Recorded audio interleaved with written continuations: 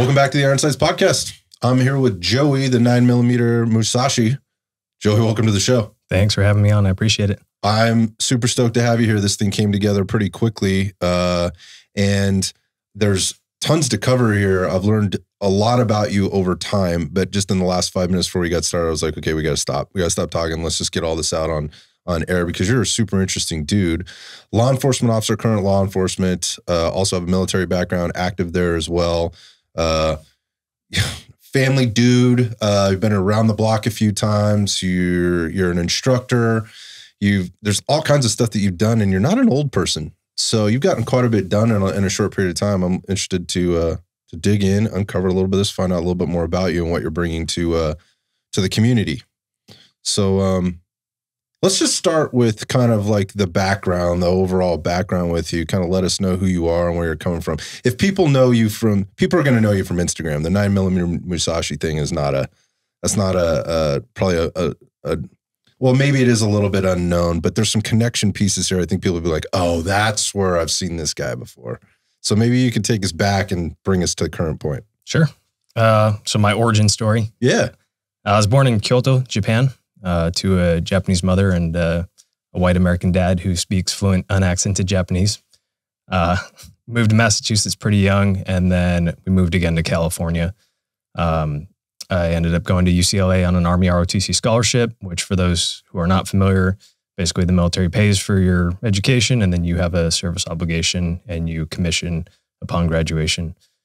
So I ended up graduating, commissioned, and then the next Monday I started the academy with L.A.P.D. Wow. Yeah, it was a fast timeline. Yeah. How old are you when all this is happening? I was 22. Yeah, you're a young dude. Wow, that's fast. Okay. Yeah. It's a lot going on, man. A lot going on. So did the academy, ended up as the top shooter of my class and the top overall recruit. Worked a couple of divisions and then ended up lateraling to the Bay Area where I work for my current department. We're less than 100 officers. It's a great fit for me personally at this department. I'm on our SWAT team, firearms instructor, first aid instructor, honor guard, a couple other random collateral duties, but my full-time gig is patrol. So a lot on my plate. And then I alluded to earlier, the military side of things, I commissioned, and then right now I'm a company commander in the Army Reserve, and I run an intelligence company, military intel. Okay, man, that's a lot of stuff. So let's go back to the academy piece. So going straight into the academy, you said you were a top shot? I was. What history do you have with shooting going into this? Was there any, or are you just good coming out of the gate? So my dad and I actually got into shooting together when I was in high school. And then in college, I worked at Angeles shooting ranges down in L.A. Okay. So it's funny because my manager, I used to, during my lunch break, I would eat really quick, scarf down food, and then I'd shoot for 20 minutes. Mm-hmm. And my manager would always say, hey, you're blowing your paycheck. Yeah. And I mean, I'd say it paid off. Yeah, no, I know a lot of people like that. I mean, my daughter works retail for a very big, very well-known retail company, and she gives it all right back. Like she's always coming home in some new outfit. I'm like, sweetheart, you need to start saving some of that money. But yeah, look at how fun these pants are. They're so cool. So the flip side of that being out on the shooting range, I probably would have done that too, man. And I worked retail jobs a little bit when I was a kid. And yeah, a lot of my paycheck went right back into looking good. But that's interesting. So the shooting thing with your dad, that just came up, or just something you guys were always interested in? Like, I'm interested to know how people get introduced, particularly if it's your dad sort of getting introduced late in life. How does this happen? So the first time I shot, I was like 6 at one of those little camps, shooting a bolt action 22. Yep. And didn't touch a gun again until like my freshman year of high school. My dad's best friend actually took us shooting. Okay. My dad wasn't really a shooter. I don't think I think he might have owned a gun at some point in his life. But he ended up buying a SIG P226 when I was in high school. And that was like our father-son activity. We went and took one of those NRA first steps pistol classes together. And, on the weekends, maybe once, twice a month, we go and shoot. So once, twice a month shooting to then working at a shooting range. That's a big step. Like you were just that enamored by it, or were you that good at it and you just want to know more? How did that all work out? I just seemed like a cool opportunity while I was going to UCLA. It was 20, 30-minute drive away. So on the weekends, I'd work there. And, it was just something firearms have always interested me, just like watches, like moving parts. I'm kind of a nerd. I like numbers. I like specs. I like moving things and machinery and understanding how that works. So I think that's kind of why I got into that. Got it. So going back to the scholarship thing with school and going to school, so I'm going to make an assumption that academics was a huge focus for you because you don't get a scholarship to go through the ROTC program, go to UCLA and come out the other side without being a pretty good student, among other things. Can you talk about that? Yeah, I was a decent student. My parents both always pushed education, and it got me where I am. Yeah. Okay. So we come out the other side, you go into the L.A.P.D, right? So your L.A.P.D, what's that like? Is it what you expected? Can you walk us through kind of, I mean, coming out the other side as a 22-year-old, you know, going into what I assume is an FTO program and onto the streets of LA, that's a big task for a 22-year-old to handle. Can you walk us through that? Yeah. I mean, everyone goes through an FTO program. LAPD's, I don't know what it is now, but at the time it was 6 months. You should have an FTO, 2 months, 2 months, 2 months. So you should have 3. I think I had 4 or 5 just because everyone was going on vacations. Oh, interesting. I worked West LA to start for probation, and that's not necessarily one of the busier divisions. Right. But obviously you're still wearing the same uniform as everyone working other divisions. I wouldn't say I had a particular crazy experience, but I did have some pretty good mentors very early on, especially, you know, veterans that knew that I was also military at that point, who kind of took me under their wing, made sure I was doing okay. I did not get FTO for my first 2 months. I think everybody has a little bit of that experience, you know, it's either one or the other. Like, and people, what I find out is people end up appreciating them. These officers wind up appreciating them one way or another in the end. Like, I learned a lot of things. Some of the stuff wasn't so good, but that stuck with me and I was able to take that with me. Then the other ones are like, I couldn't have made it through. This guy's one of my best friends to this day and so forth. But you said you had like 5. Yeah. Because that's going to be tough. Like I guess there's some advantage to that maybe because you're seeing like these a lot of different styles. Yeah, a lot of different styles and things like that maybe. But at the same time, like there's in 6 months, that's not a lot of consistency.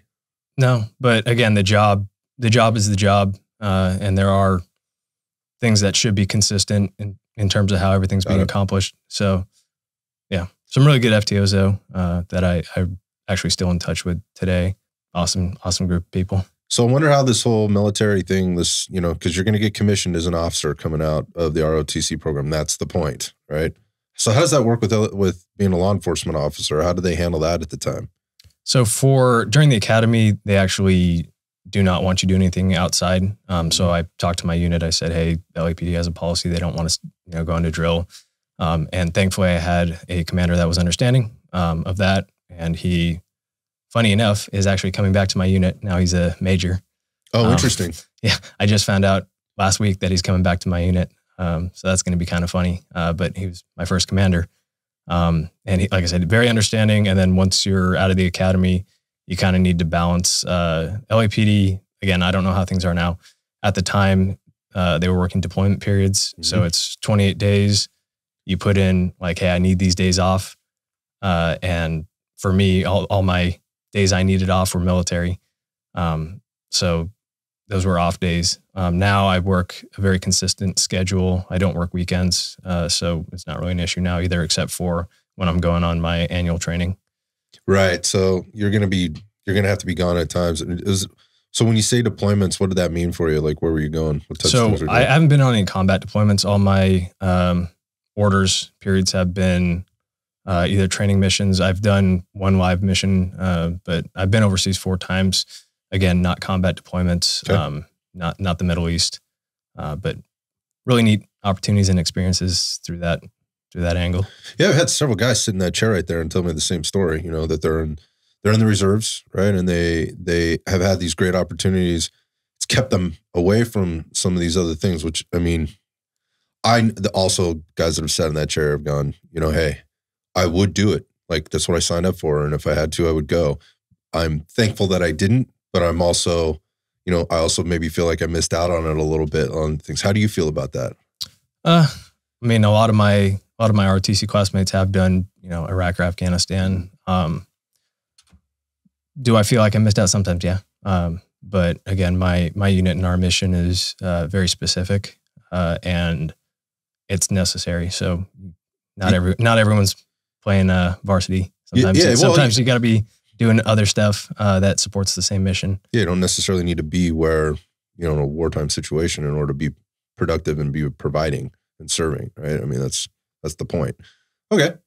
All right. So, so we have this reserve stuff that's going on and the PD stuff that's going on. So talk us about like the growth process there. The FTO program you said was 6 months, five FTO officers in 6 months. Talk about the growth process as an officer. I mean, from year 1 to year 2 to year 3, what are you learning? How are you changing as a person? How are you changing as an officer? What are the things that you're seeing, and how is that shaping kind of your thought process as you go forward in this profession? So first off, I haven't really reflected on that a ton, but I also kind of have a unique track where I switched departments at that 3-year mark. So it's another FTO program and relearning things, it's a different culture, different environment, different citizen base. And I've noticed, that 3 to 5 year mark is when you kind of start seeing officers kind of develop their track. Right. And for me, I've always loved doing patrol, especially where I work now. Okay. Just an awesome community that's super supportive of us. And I mean, I just have a lot of fun doing it. So on my end, a lot of times cops, as they go through, kind of start getting cynical and burned out. And I'm about to hit my 10-year mark. Okay. And on my end, I feel like I've actually developed more of a positive attitude and been more patient with people and enjoy the job more the longer I do it. That's outstanding to hear. And I think a lot of that goes back to just having a specific attitude towards a job and a certain ability to appreciate things. Let's talk about that. So what was driving you to be a police officer? I mean, we talked about the whole firearms thing, but that's not why people become cops, so they can carry guns. I mean, maybe some do. I don't know. I haven't met any like that. That's weird to me. It's usually a higher calling. Can you talk a little bit about that and how that shaped you and the track that you've decided? Yeah. So when I was doing ROTC originally, I wanted to go active duty. And my senior year of college, I decided that I actually wanted to do the law enforcement route. And part of that was because I was working at the range and encountering cops. And actually one that I was talking to like 2 days ago that I've still kept in touch with, over 10 years later. But having that mentorship where these cops were coming up and telling me about the job and talking about what they're doing. So for me, it was always, I wanted to be out in the community. I didn't want to be sitting behind a desk. I wanted to be talking to people, meeting people, helping people solve problems. And at the end of the day, that's what being a patrol officer is. You are that's who people call when they're having a bad day. There's a problem and you are expected in some way or another. Maybe you're not going to solve it, but you are expected to help them. You are providing a service to them. And that's, I think, what kind of hems up a lot of cops is that should be your mindset. You have to understand that, as annoying as it may be, some of these calls that you go on, these people are looking to you for help. They're not calling you because they have everything sorted out. And so when you come in with an attitude towards them and whatever the case is, however you're treating them, it doesn't help anything, right? But it impacts the outcome for sure. Exactly.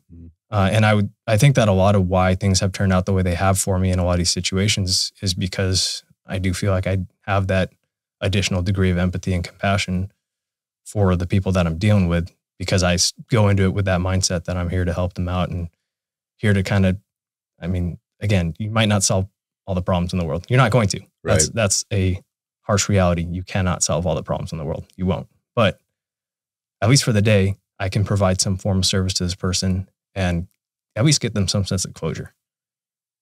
To whatever the situation happens to be. That's an interesting perspective, man. I don't think I've heard. It's refreshing actually to hear that. And I'm sure it is to a lot of people who may be listening to this, that you're just trying to be a problem solver and maybe not trying to be super cop, or you already mentioned you're doing a lot of things. You're involved in other things. It's probably part of the evolution of the process and doing what you're doing. or handling things the way you handle them, but also working for a smaller department maybe gives you opportunities to get involved in some of those things too. We could talk about that, but that the motto is to serve and protect, right? And the first part there is the service piece. Man, I think kind of some of the things I've seen as a civilian from the outside looking in is it's been more about in the last couple of years particularly, and I want to talk about that because there has been a shift, and it hasn't necessarily been a positive one in a lot of ways. Let's go circle us back to the social media and all the other stuff that we could probably talk about. But I see it being more of a, let's find out all the things that are wrong about this situation instead of let's look at what the right things are in this situation. And if there is wrong, why is it that way?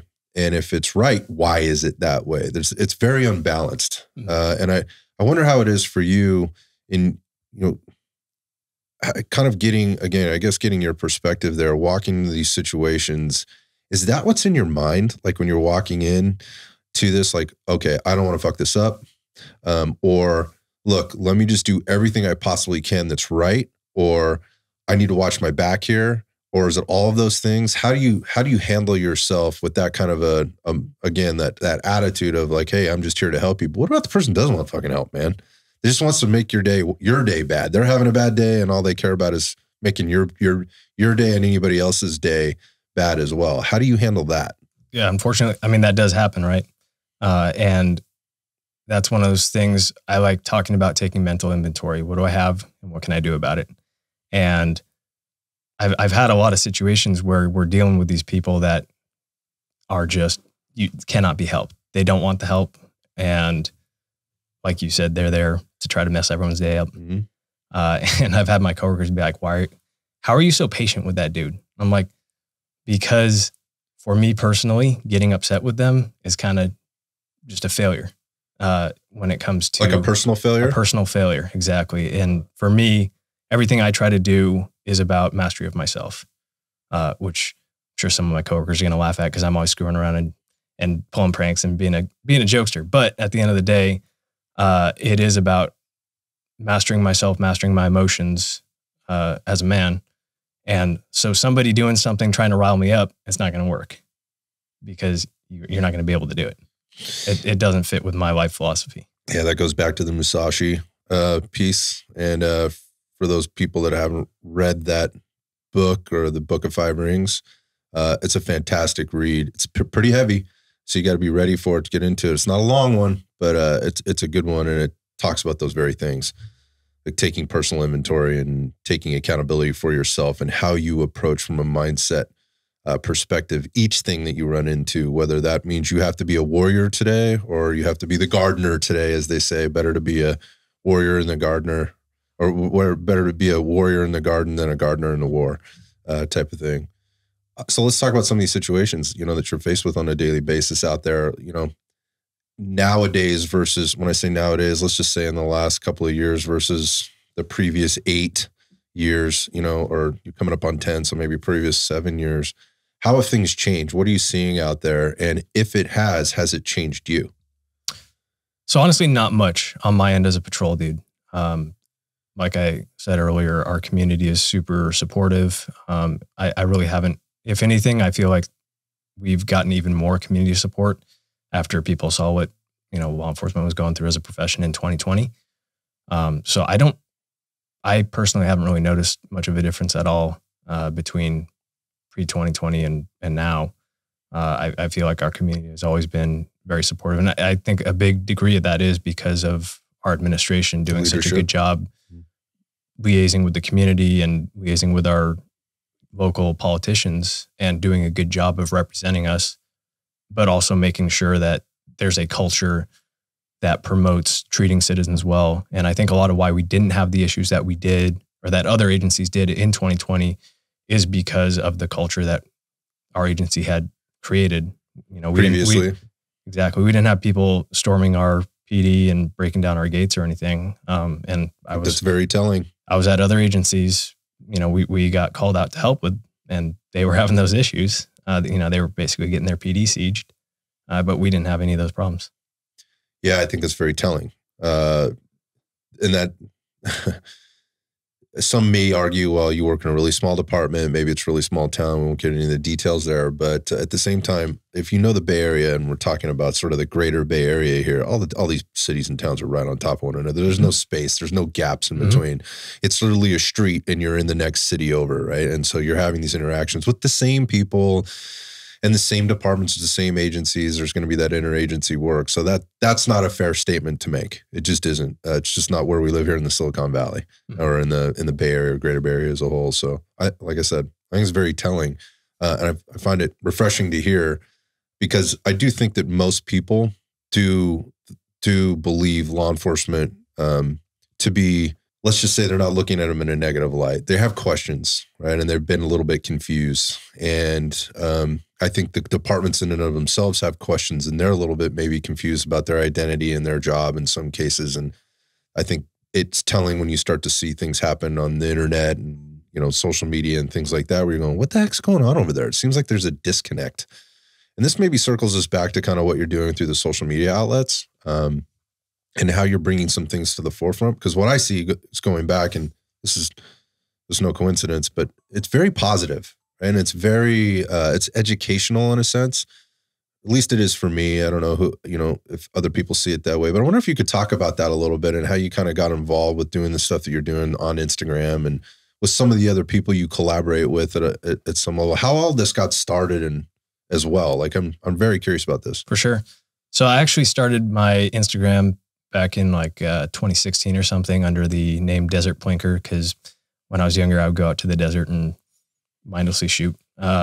So after some time, I got noticed by the right people. That's the team over at Police Posts, and they invited me on board to run Police Post Training, which was, it started off as kind of a backup for Police Posts. Our boss, Adam, was worried about that page maybe getting deleted because of Instagram. And it kind of just took off on its own. And what I try to do on that page is, it is twofold. One, I am trying to promote a culture in law enforcement of taking care of ourselves mentally, physically, emotionally, all that, being well trained. Because if you look at a lot of these instances of, you know, questionable incidents, right?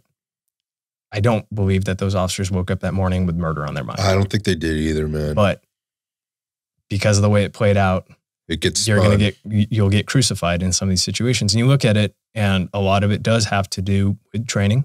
Some of it is very poor. It's very poor. Absolutely. When you look at it. So it's hard to argue like, oh my, well, I didn't wake up with murder in my mind.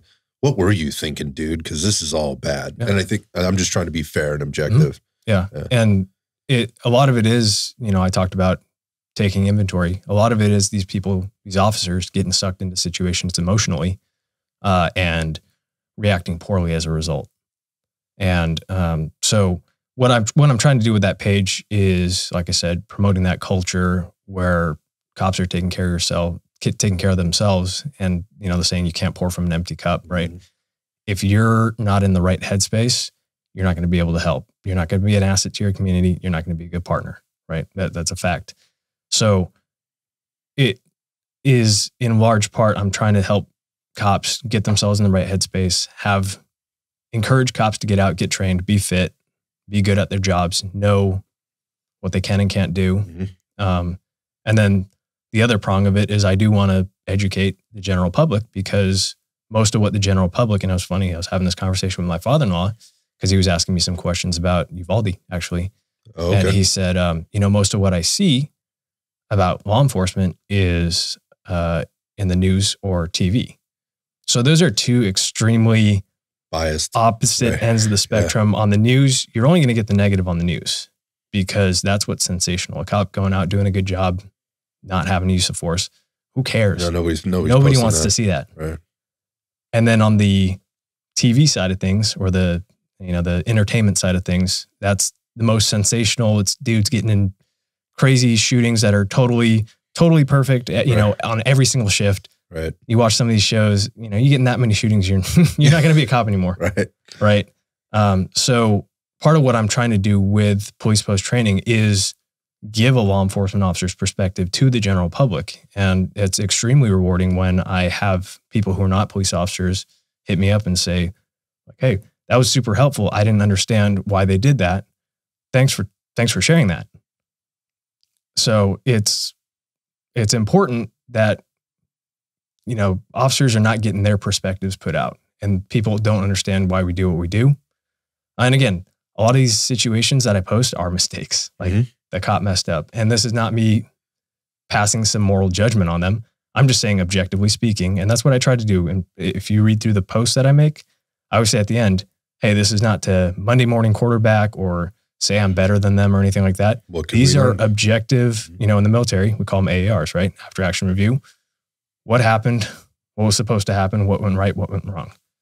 And a lot of what I say might not even pertain to that situation. It's just a specific talking point that, should you find yourself in a similar situation, you can kind of think about that talking point, and maybe it helps for a better outcome.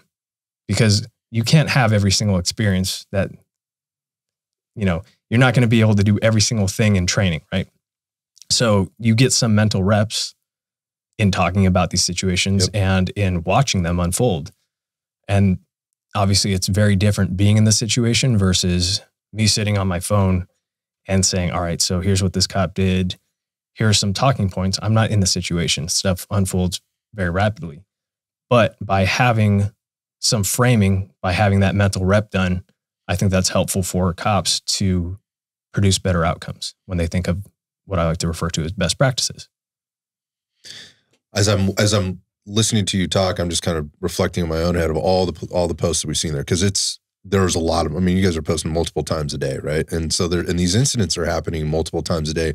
And what we're seeing just in police posts is like, we're seeing a very small percentage of them, right? A very small percentage. I mean, at any given time, there's probably 10 officer-involved shootings that are happening right now somewhere in the United States of America today. Like this is what's happening, and what you're doing is you're pulling them out and you're spending time going through this very specific one.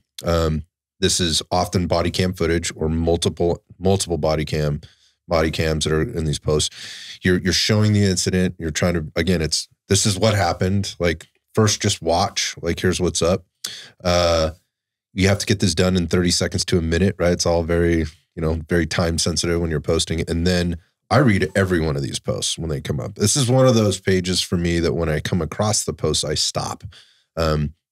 This is something like, if you're it's one thing to see the event kind of unfolding and making a judgment call there, but getting a different perspective is what you're giving. And this has been very helpful for me. And I feel like I'm learning. I'm not an officer, and hopefully I never, ever in my life ever have to be caught in a situation like this. But at the same time, I don't want to ignore the realities of what are happening, of the stuff that's happening out there. Because while there's 10 officer-involved shootings that are happening today somewhere in the United States, or wherever in the world for that matter, there's going to be many, many, many times that happening to civilians, between bad guys, right, and whatever else. I guess my point being is you mentioned it being a mental rep. It's also an exposure, right? It's exposure to what could happen. And to your point, it's not just talking about it, it's actually seeing it in action and how somebody actually responded to this particular thing. And I think, as we stated before, or I may have said before, I'm not sure if this was on or off air, some of it's not very good. Mm-hmm. Some of it's very poorly reacted to. It's not, whether it has been or hasn't been trained, we won't know, because it's just a snippet of whatever happened. But these AARs, or after action reports that you're writing, are very, very, I think they're fair.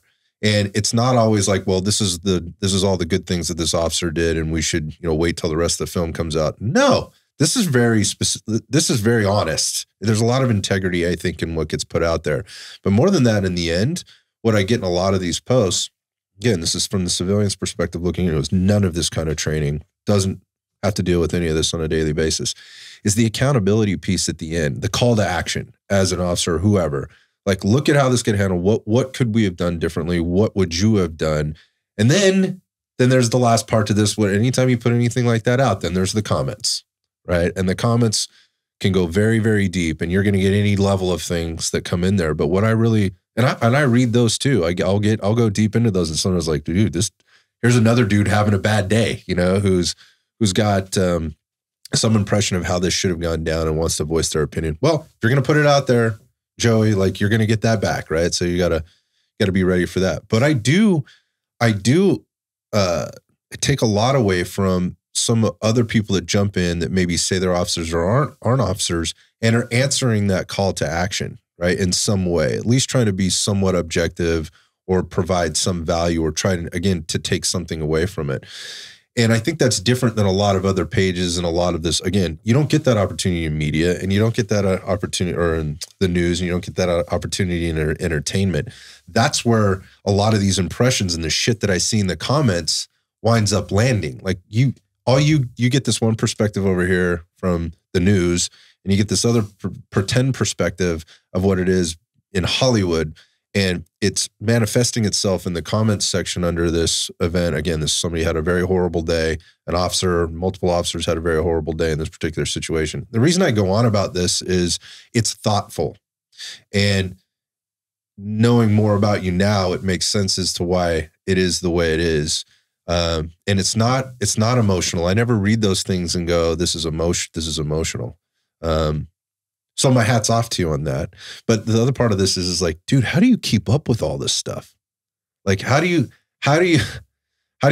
maintain all the things that you're doing and still be able to get all this stuff together and put that much thought into it on a daily basis and get it out there the way it is? Can we talk about that process? Sure. So, one of the things I love is that people do send me videos a lot of the time and say, hey, can we get a breakdown on this? And so that's actually something that's super helpful because sometimes it is time consuming to go and look for content. And it's helpful when someone just reaches out and says like, hey, this just happened in my city, or this happened to my agency. It's audience generated then. Exactly. So that's, I always greatly appreciate that. And people also tag the page in the comments of a video and say, hey, can we get a breakdown on this?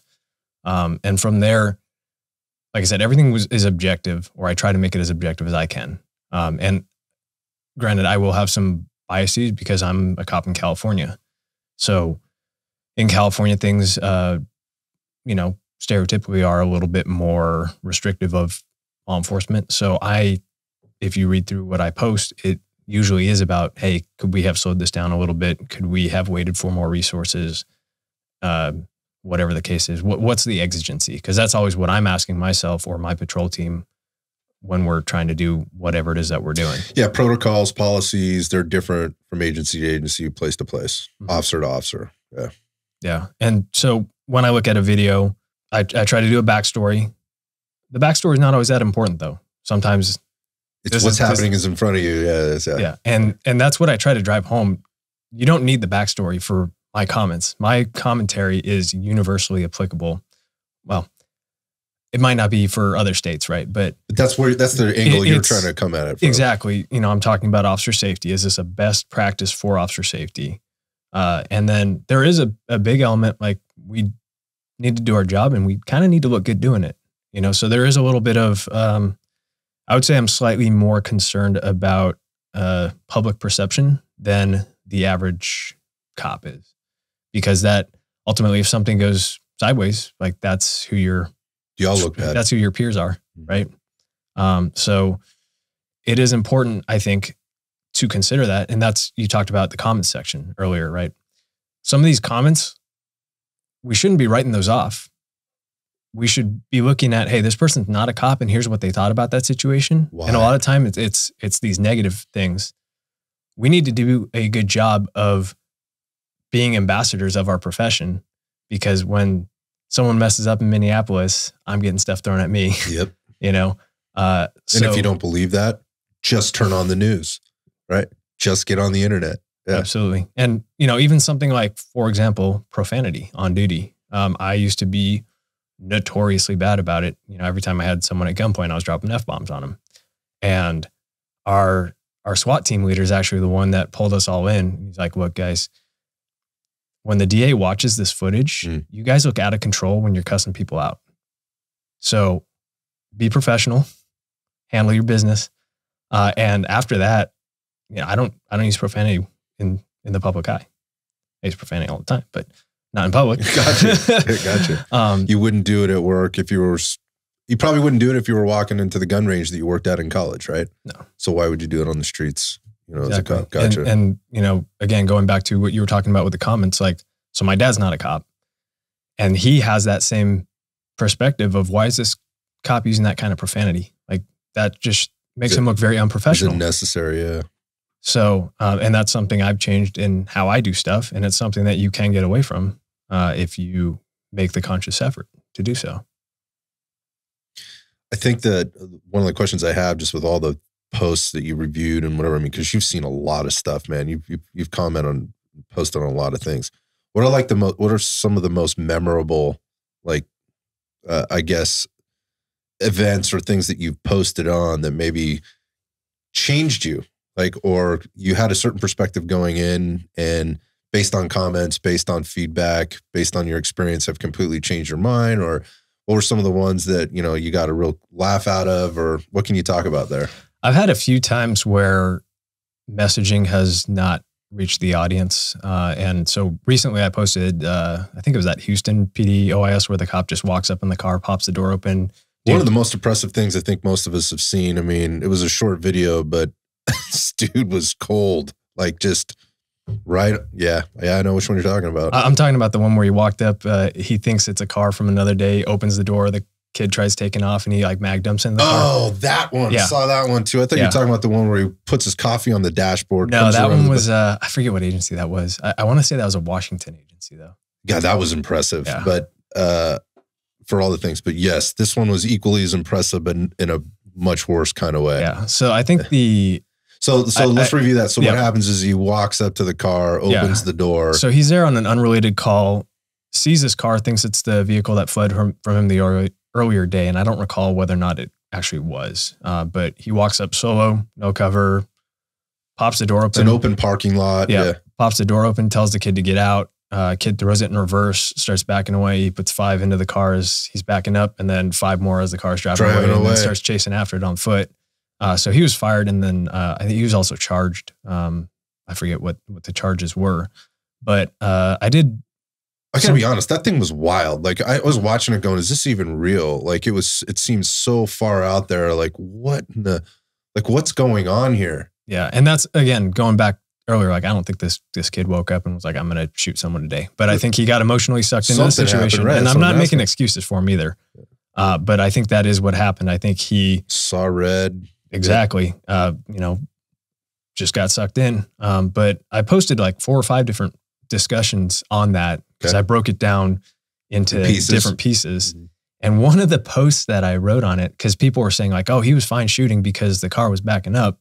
And I'm like, well, no, he's the one that opened the door that hit him. So he kind of caused that, right? So I was trying to articulate that people were making this comment, and I'm saying, here's why I don't think that is a good justification. Gotcha. And it got, like, I went to bed, I posted it, went to bed, woke up, and there's all these people, this is a trash take. This dude making excuses for this cop. And I'm like, dude, I'm literally saying that is not justifiable.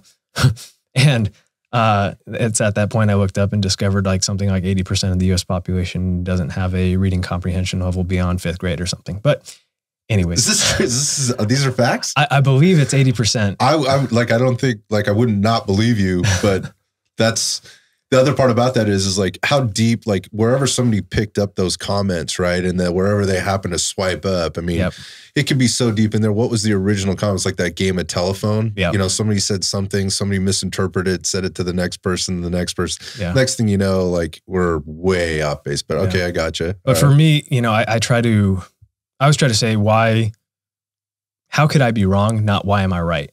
Right. So I looked at the post, I reviewed it, and I'm like, I mean, it was people misreading, but I reached out to a lot of people or commented back, and I said, like, here's what I was trying to say. Like, can you kind of reread? And I made some edits, and I clearly marked where the edits were. Mm-hmm. And I said, hey, can you review this and tell me if you think I did a better job with the messaging on this one? And I had a lot of people say, you know what, dude, I messed up. I didn't read closely. I'm sorry about that. Which I think is really admirable. Yeah. Admirable. Yeah, for sure. But that's one of those things. I've had that happen a couple of times where I'm trying to relay a certain thing and it gets taken Yeah. Literally the complete opposite. Yeah. That's a danger in doing what you're doing. Exactly. Yeah. That's a danger in doing what you're doing. Yeah. Sorry. I jumped in on the one where again, it was the guy who rolls up, puts the coffee on the back, goes to the back, grabs his rifle, posts up and does what he needs to do. There's I think when I see these things, there's kind of three different categories. There's I don't know that officer could have done anything different than what they did. Again, this is my perspective looking from the outside and whatever biases I have, because we're all biased, right? There's always some level of that. But I look at it that way and just go, I don't know. It seems that's awful. That's a tragedy that it had to happen that way. And it could be a lot of different things, right? It's not always the officer coming out and, on the upside of these things, it can be very, very bad. But there's that type. Then there's the other one that you just mentioned. It's just like, holy God, what happened here? Again, and this is the one that everybody's going to see, for eternity, right? This thing's still viral. It's still going to keep going. And then there's this in between where it's like, wow, that shit got really hairy right there. And there's probably a lot that could be taken away, but I'm not really sure. Like, I don't know. I don't do this job. Or again, like what you were saying, there's different protocols and there's different ways, agencies handle certain things. And we don't know the backstory. We don't know how all this happened, but there's like this, it kind of hangs out there. And so the best that you could do, I guess, is just like, hey, this is our perspective based on what we know. I wonder, because you brought it up, going back to the Uvalde thing that you mentioned your father-in-law had brought up to you, and how can you walk through kind of how you handled that whole incident from the beginning? Because, we all saw the same things and it didn't look good, but there were a lot of, I always try to be very objective and just go, hey, we haven't seen everything. We don't know everything yet. This looks really bad. It looks really bad, but we need to wait for things to come out here. And there were a lot of officers that were posting going, hey, like, I do this job and we haven't seen everything yet. So we need to understand what's going on before you start, hemming people up or, coming down on people. Let's just wait for the whole story. And then there were a lot of officers that came in and go, I don't care what department I don't need to see any more than what I just saw. Like, you're equipped. This is your job. You go into that situation. I wonder how you guys handled it, and you personally handle all that with having to. I'm sure you felt compelled. Like, I've got to comment on this. What do you do? So I actually don't remember if I posted about it, Uvalde. I know Adam did on the Police Post main page, which is obviously much bigger. And there was a lot of stuff. There was a lot of information that was changing, stuff that was put out by media, and then the next day they said, "Oh, actually, it's something else." So all around, I think the average citizen and the average officer can agree that if there's children dying, you need to act. And that was for as long as that went on and as much information coming out after the fact. I think it was, whether a communication breakdown, a leadership failure, it's caused a lot more problems, because since then there have been either active shooter incidents or scares where the parents are fighting to get onto campus. And that presents a whole nother set of problems. It's a huge issue, especially if the parents think that they're going to go save their kids and they're running onto campus with a gun in an active shooter situation. And now that I'm a father, I understand the compelling desire to protect your children. And I can't blame a parent for not trusting the police because of how that was handled. Yeah, it's an unfortunate situation. Yeah. So, like I said, that has created a lot of issues for law enforcement going forward, because the general public is not convinced in law enforcement's ability to handle that. Yeah, I mean, that was, again, very telling video when we watch it. It just keeps popping up and it keeps popping up. So we're constantly reminded of it. I wonder, did that impact your department or the people that you were working with, or maybe all the people that you talk to that don't work in your departments and otherwise? What, if anything, has changed? Like, has there been a positive reaction to this with regard to, hey, have we done everything that we can do to train and be ready for these situations? Like, what's your takeaway from that? Has it changed anything? So, our department, I think, has been very good about providing training above what the post standard did, which is very low. I don't think that the general public I don't understands think they do either. Yeah. how untrained most officers are. And it's disturbing for me as like a department firearms instructor where I'm watching, some of these videos come out of like cops just doing ridiculous stuff with guns. And it's like, you carry a gun for a living. Mm-hmm. Maybe be competent with a thing that can kill you or someone else.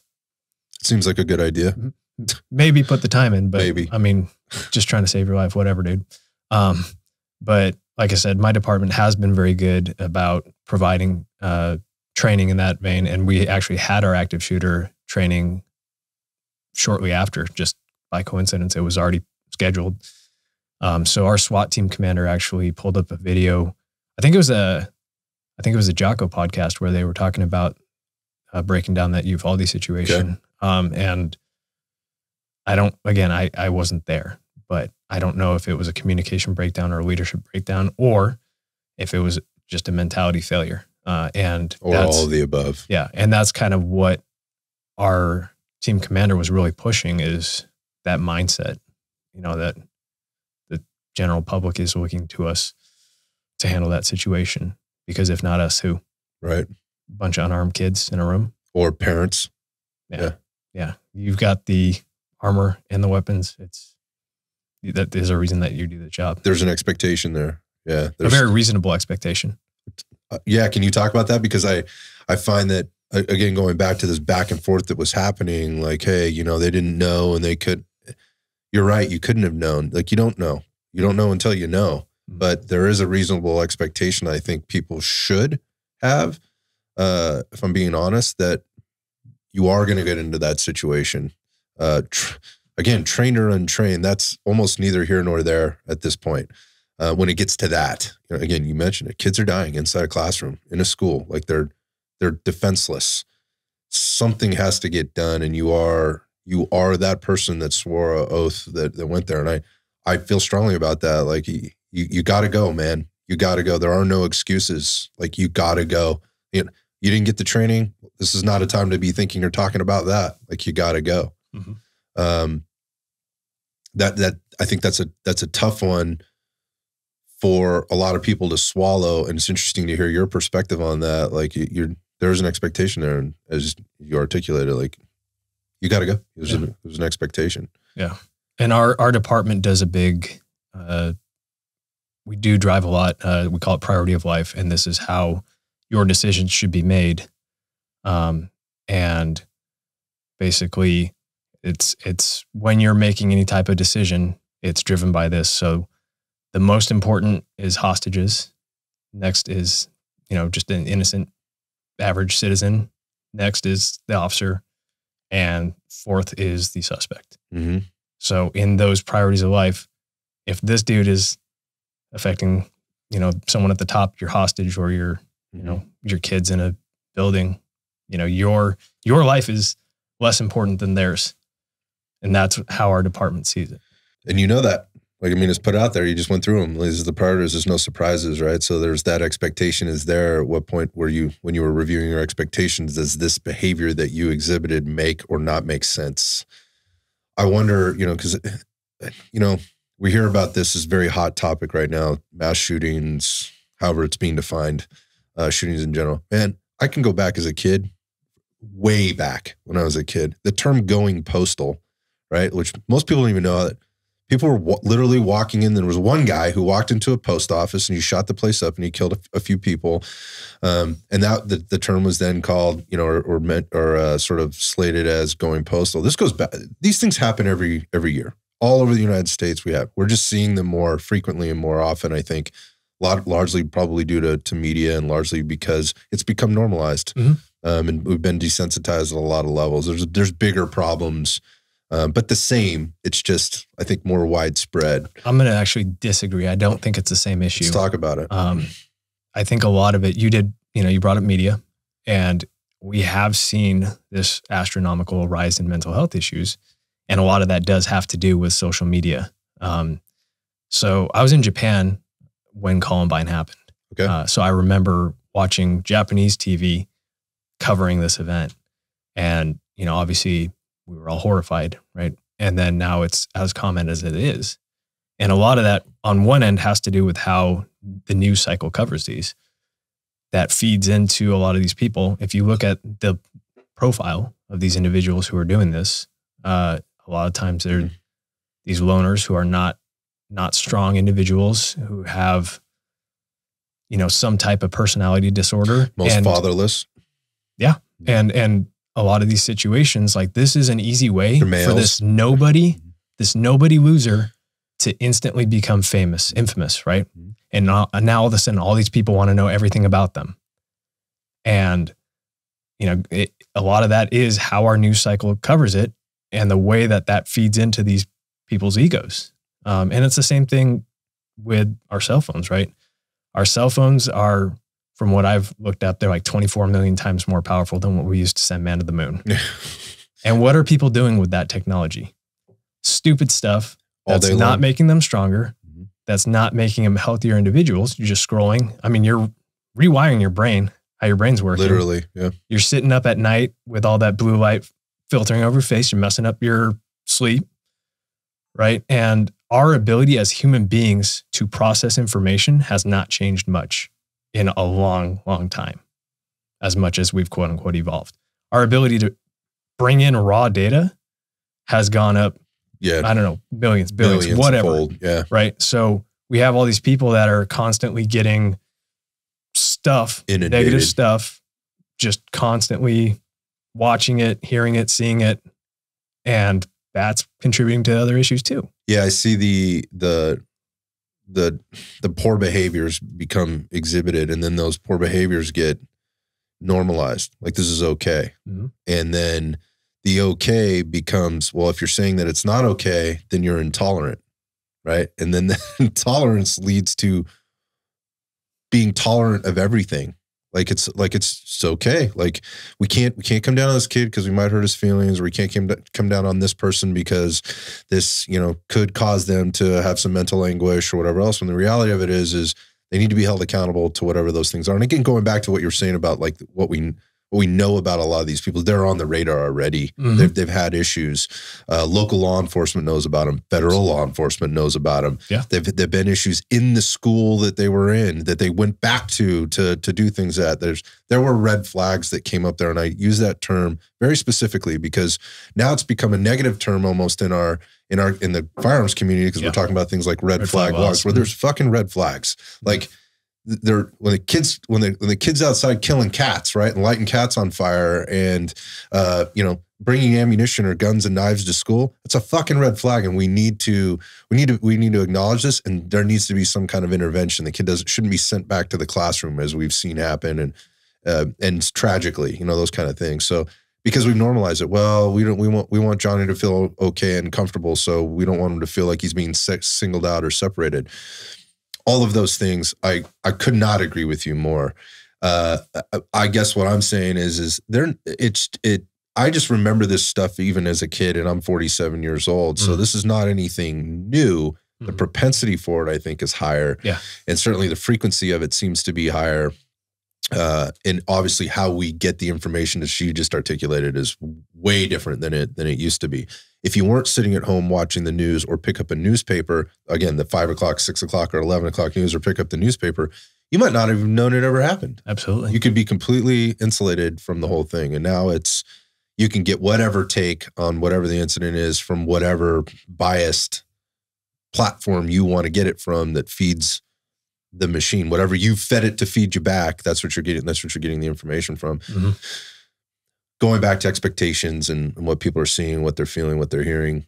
I wonder, like, just kind of coming back to those are some big moments, like Uvalde, huge moment, obviously Columbine, big moment in history. And there's going to be more, right? There's going to be more. Every week, it seems we're hearing about something. It just gets turned into something more because it's a hot topic. Oh, those are pivotal moments in history. Yep.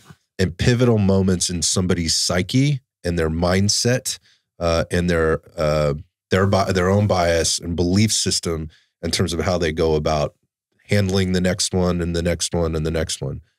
So I wonder about these pivotal points as an officer coming up for you, and mean, you got a really, you got a really solid head on your shoulders. I know I don't need to tell you that, you already know that, but I wonder along the way, what were some of the pivotal points for you that taught you some of these lessons that put you in the position to maybe have a little bit different perspective now, and provide different perspective now in the way that you do it? Yeah. I think one of the first things is when I got to this department, and I've never been like a straight up jerk to people as a cop, even in LA, but seeing the above and beyond approach some of my coworkers have gone through in terms of how they treat people in the community. And we have a lot of homegrown officers, that went to high school with my wife. Okay. Because my wife grew up in the town I work now, okay, and my in-laws still live there. So watching these officers out in the community and just kind of watching that interaction unfold and being like, huh, I like that. And I've told two of these officers already, DR and SF, I'll call them by their initials. That was something that was a huge change for me, just watching how much patience and how articulate they were. That was something that, again, I've never been a jerk to people, but watching that above and beyond approach from these homegrown dudes, I'm like, I like that. I respect that. And that was something that kind of steered me in a different path than how I was in the community. Obviously the riots were a big change for the profession as a whole. Right. And I remember I was watching the actual incident, the George Floyd murder, unfold. I watched the video with my beat partner, and he was at the time working patrol, but he was part of our street crimes team, which is like our most aggressive unit at the time. Okay. And not in a bad way, just the most proactive, right? Getting out there and it's funny that you just kind of backed up on the word aggressive, right? Like, yeah, I know it's a little bit of like a touchy word, right? When I say aggressive, they're out looking for bad guys. Yeah. Unmarked. And they're stopping bad guys. Yep. Yeah. There's nothing wrong with that, man. But I get where you have to be careful. Yeah. And I remember we were watching it together and he's like, what is this dude doing? You mean the officer? Chauvin, yeah. And, we were both kind of shocked, right? Very inconsistent with our own use of force policy. And then the riots unfolded. And so I remember we got called in. We went to Oakland. And I remember when that call came in for our team to go to Oakland, I just had this like weird sense of dread all day. Cause I forget what time we had to be out there, but we had like a few hours of prep time essentially. And I just had this weird sense of dread because I knew an officer was going to get killed. And it was that night the federal officers got shot at and one of them got killed in Oakland. And as messed up as it sounds, once I heard that, like this relief just washed over me because I'm like, I know it's not going to be me. Wow. Which I know is totally messed up to say. No, it is. No, let's hold on. Time out there for a second. So were you going in like, is this the SWAT team getting called in? Yeah. To assist. Okay. Yeah. So you're going to help but another not in a SWAT capacity, in a crowd management capacity. Okay. And wow, what a rush of emotion. Like you see the thing happen on TV. Yeah. And then a couple days later, we get the call. Riots are happening. Now you get the call and they're like, oh man. Dude, I couldn't. I mean, there are people out there with pitchforks and torches, right? I mean, they are pissed. Yeah. Yeah. And so for me, like I said, it just this sense of dread for a couple hours. And then as I was pulling in, they said, hey, cop, or I think he was a federal security officer, just got killed. And like I said, it was just this like, okay, I know it's not me. Wow, man. So my team we did end up getting shot at out there. Had a couple go right by my head. Okay, hold on, time out. So you guys are downtown Oakland. There's people everywhere. Like, how hairy is this? Can you describe the scene? So the actual shooting was in a different city. Okay. We were all around the Bay Area, trying to put out filling fires. In gaps, yeah. Yeah. And so one of the hilarious moments was the Best Buy in Emeryville was getting looted. And so we got sent out that way. And as we're pulling around the corner after the fact, we were talking about this, and my team leader was like, he said he saw someone throwing a big ass TV over the fence.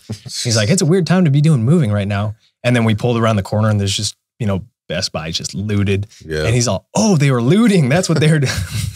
So it was just kind of funny how that played out, right? I mean, the comic relief in these situations seems to always be there. Somebody's always joking around. For sure. And, you know, like I said, so we were in another city and we were trying to push looters out and someone ended up shooting at us.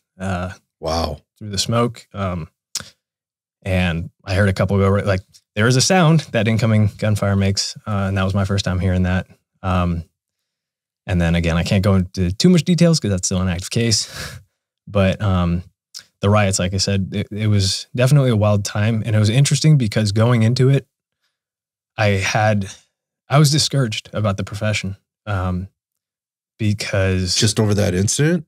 Just how that incident unfolded into this nationwide problem, right? And how there were a lot of people on social media saying a lot of things, you know, people that were my friends, right? Saying very negative things. And so at one point I made a post about it and I said, like, I have been discouraged about how stuff was going down.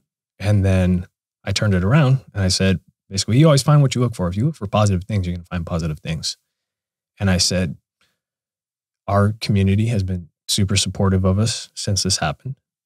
And, you know, I highlighted these positive things to kind of publicly say, like, hey, I was feeling negative about how this went down. And this officer has kind of made us all look a certain way.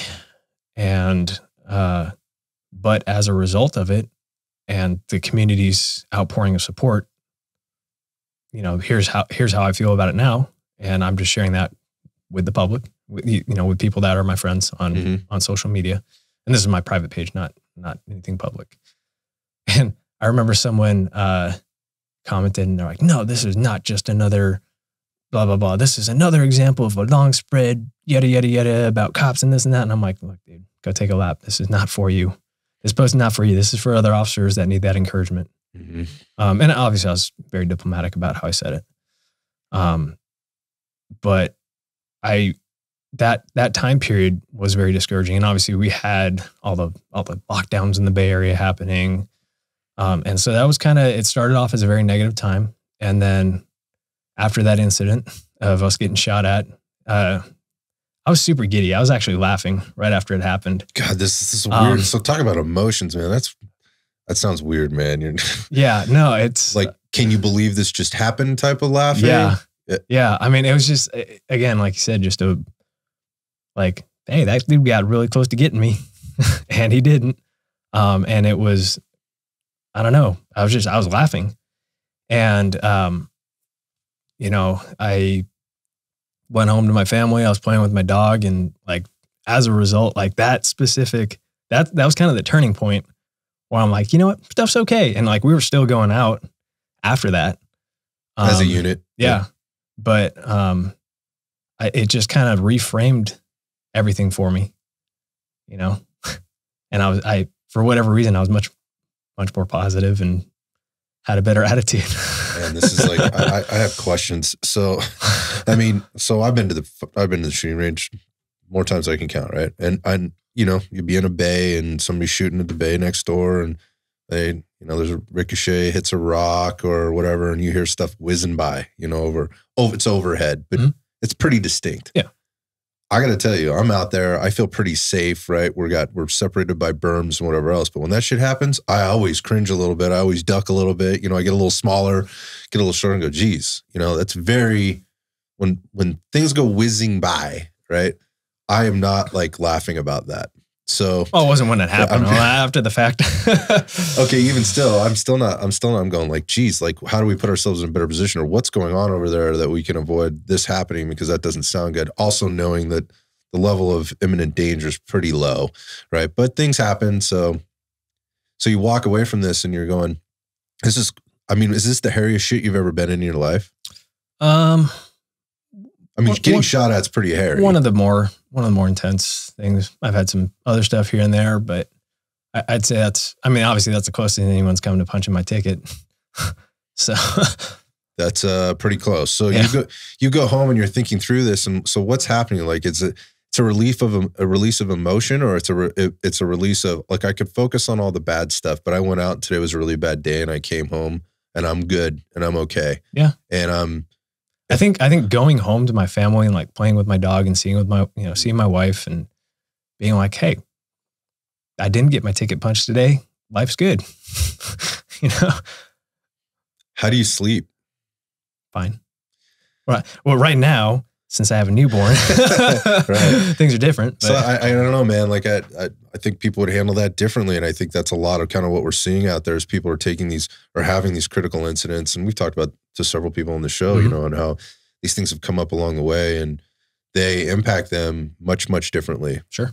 Can you talk to that? Like, again, like you mentioned, it's a mindset thing, but people might be going, yeah, man, I hear you saying that, but I don't really know how you can say that given the potential dangers in those situations. That might not even sound right to some people. Go, dude, this guy, like, what's up with that? A little bit of a screw loose. Yes, maybe. No, so I would definitely say that growing up doing martial arts actually is a huge contributor to why I have the mindset I do, and my ability to compartmentalize.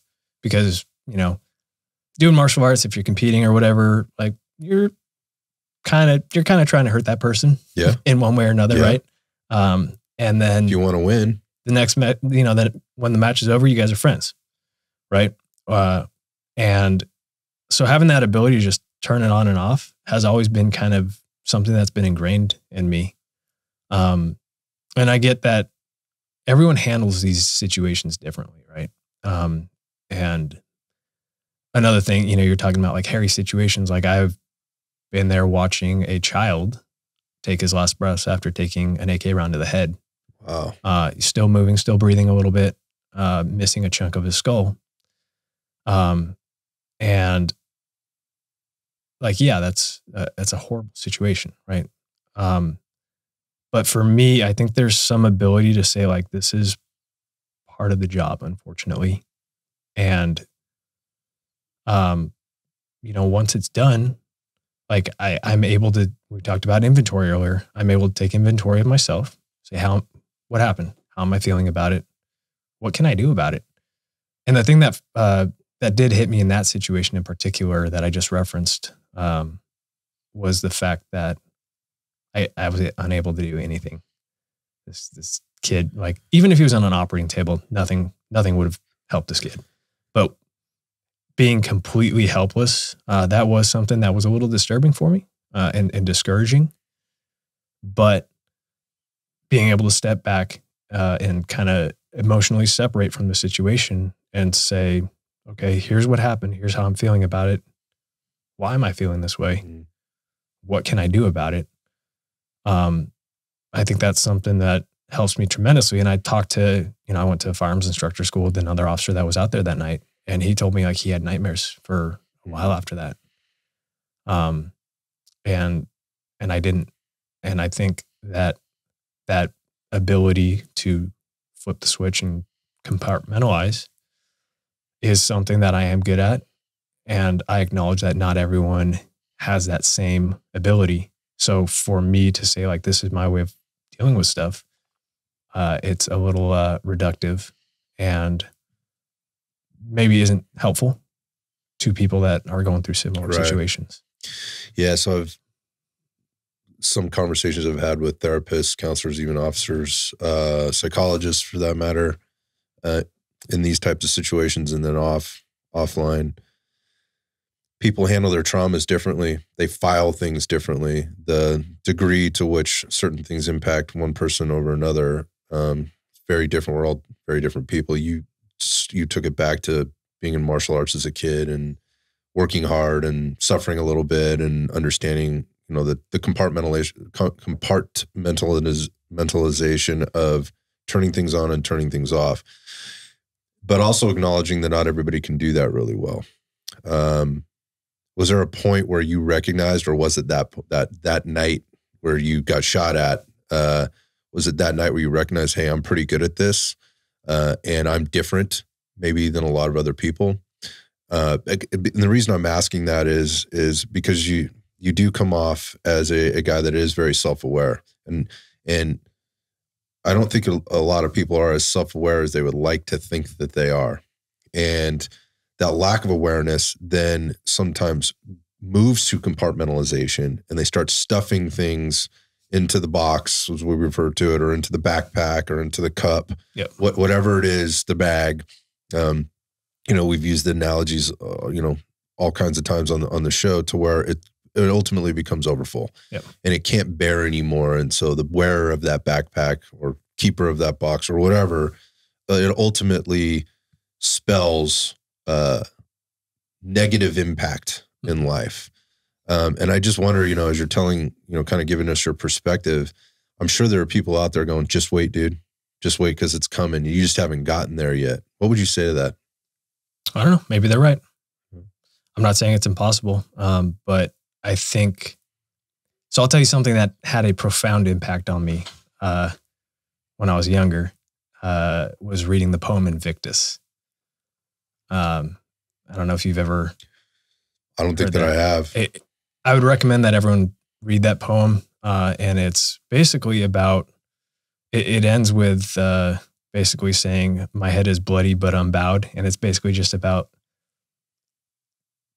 understanding your own power and being able to, and again, this might be a little reductive, but I don't think most people understand the strength that they have within themselves. Oh man, I would agree with that. And like I said, maybe there are people listening that said, wait, and maybe they're right. But I also think I have a lot of ways of dealing with trauma and stress that we deal with in this profession. And I think that's something that offsets that a lot. And so for me, my family is huge. I alluded to earlier, we just had a baby girl. Congratulations. Thank you. She's going to be 5 weeks old in a couple of days. It's brand new, man. Yeah. That is something. Yeah. But, my family is huge, and being able to, again, take mental inventory and recognize things to be grateful for. My wife's incredible. Most incredible woman I've ever met. Dude, she says thank you to the freaking Alexa.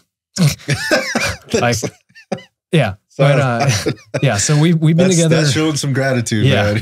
we've been together 13 years. And then we just had our first. And that's kind of like a big anchor for me. That I have my why. I know why I'm doing what I'm doing, and that's to take care of and provide for my family. And now that I'm back at work now, and it's been challenging after the time off for the baby. Yeah. And, that's been challenging for my wife, and my in-laws live pretty close to us, and they've been a super big help. Support system there. Yeah. And they've come over, and when I've been at work or doing Army stuff, in the last week, they've come over and helped out and, given my wife that break, and my wife's taking care of me as far as sleep goes. Mm-hmm. And like even my brother-in-law, he's like just over the moon being an uncle, and his girlfriend has actually never held a baby before. So she got ever? Yeah. Wow. Wild, right? Wild. So that support system for me, and obviously I'm very close to my own family. My parents are incredible. I have an older sister, and a niece and a nephew from her and her husband.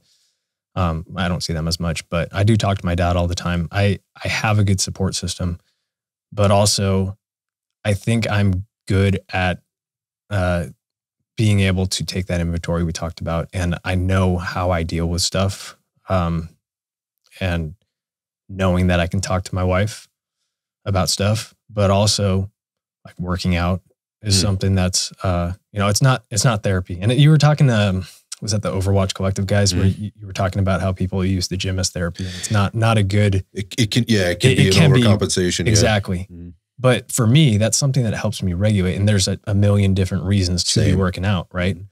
And a lot of the stuff, you look at some of the mental health issues that are going on. It's a lot of the time some type of hormonal imbalance. Mm-hmm. And not to be overly reductive, but a lot of that can be somewhat addressed by eating right, working out, getting good sleep, instead of doing these other things. that people do that are making it worse. Yeah, some behavior, drinking too much. Exactly. Yeah, and that's a big thing. Looking for a filler. Yeah, alcohol.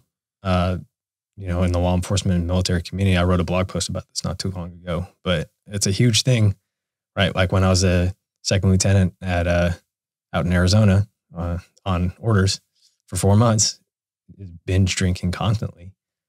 And it's normalized, right? It's part of the culture. Yeah. Right? And I was in incredible shape because I was working out like 2-3 hours every single day. Yeah, you hear about some of these guys, like people that are like in the middle of it, right? And some of the most highly trained, top 1%, you know, operators or whatever, teams type guys, and they'll go. They're the most physically conditioned, you know, mentally strong, quote unquote strong, psychologically strong folks in the world. And they also drink more than anybody when they're not doing their job as a means to disconnect or connect, you know, socially so that they can get away from, because they don't know how to otherwise. They don't know how to deal or cope. Yeah. And I mean, alcohol is actually, it's a toxin, right? 1000% it is. Yeah. And I drink, I'll have a beer, but I'm not doing it to excess. And that's one of those things that in the law enforcement military community, it is a problem, and it's making a lot of these problems worse. Yeah. It leads to a lot of other poor decision making, or it can. It can. Absolutely. Right, if you're not recognizing it. It's interesting what you're saying there about the community, or just your support system and your family, starting with your family, and you're having your why, but also that self-awareness and being able to peel back the layers of the onion and figure out why you're feeling the way you're feeling, but then having outlets. Yeah. But looking within first, and what have I done to prepare myself to deal with these things? And a sound body, fit body generally comes along, or a lot of times comes along with a fit mind. Sometimes no, like we just talked about, the overcompensation piece. But if you bring those two together, how many problems that you can avoid, or how much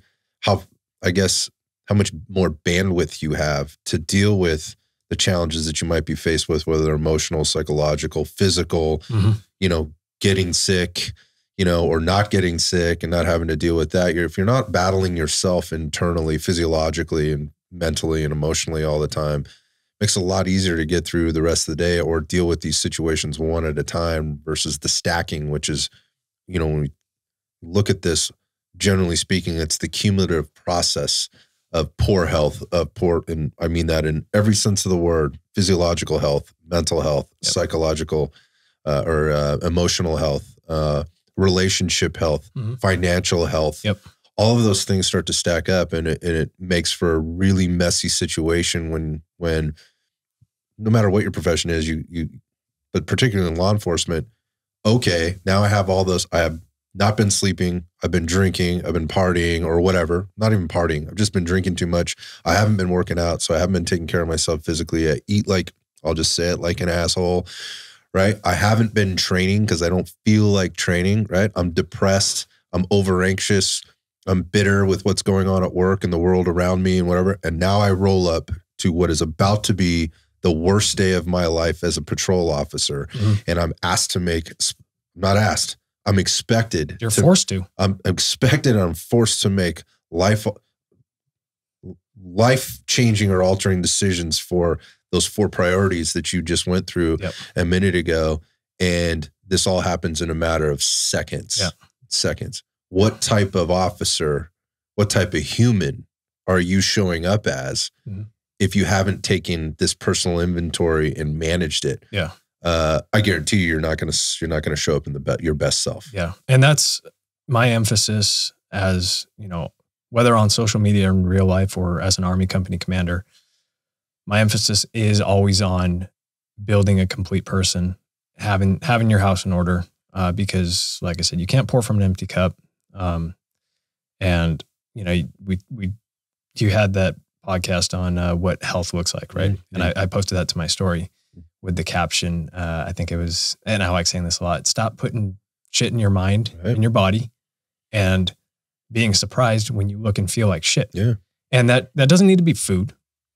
You know, a lot of it, you know, we've been talking a lot about social media. Social media. And it's kind of hypocritical for, you know, me running these 2 public Instagram pages that I'm saying how bad it is. But I'm able to use it in what I consider to be a healthy way. And it can be, I can spend too much time on it. And that's, you know, being able to recognize when that's happening and when it's taking time from my family is something that sometimes, yeah, I do. I'm going to be honest. Sometimes I have a hard time doing that because I'm, you know, trying to find the next post or we're all whatever. challenged, man. Yeah.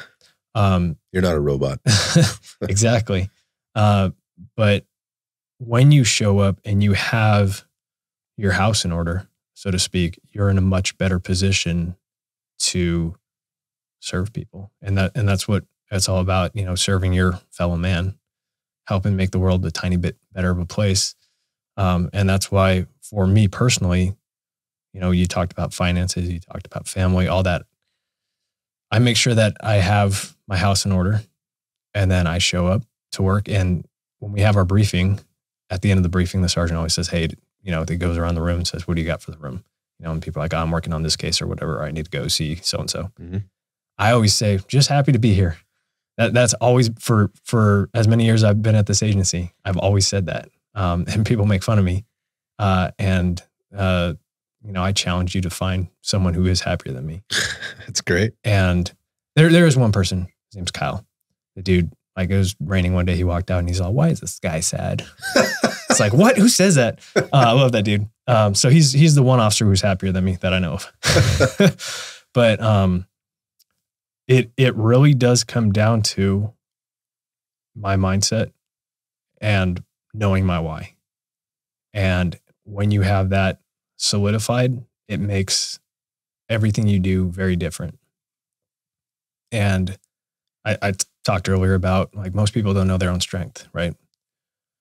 One of the weird things I do, I don't use warm water or hot water. I shower cold, step right into it. Okay. And it's not, you know, it's not for health reasons or whatever. You know, apparently there's some health benefits or whatever, but that's not why I do it. It's one, to acknowledge that this is going to suck and I'm going to get through it. I'm going to be fine.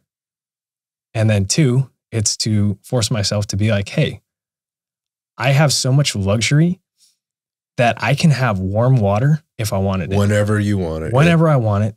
Warm water that's clean enough to drink. A lot of people don't even have access to clean drinking water, right? And I am peeing and shitting in water that's clean enough to drink and showering with it. So it's a good exercise. Like, obviously, if you're going to do it, like, make sure that you know what you're getting into, because I don't want to tell people to do it and then they get a heart attack. So I'm not telling you to do that. I'm just saying it's a good exercise. And it's, you know, like I love Stoic philosophy, right? And it's one of these things that, I'm not surprised. You know, I know it's going to suck. And like there are days where I'm like, I really don't want to do this, but I'm going to do it because I can. And that's one of those things, you know, it helps build your resilience where you're like, dude, this is going to suck and I will get through it. Not everything's going to be awesome. Yeah. That's not reality. Yeah. Yeah. So, I mean, you've talked about a few of those things, like from the physical perspective and how that bleeds over into all the other things. I mean, the part of, you know, other things that I see on your page, but also are kind of themes across the police post training, effective fitness training,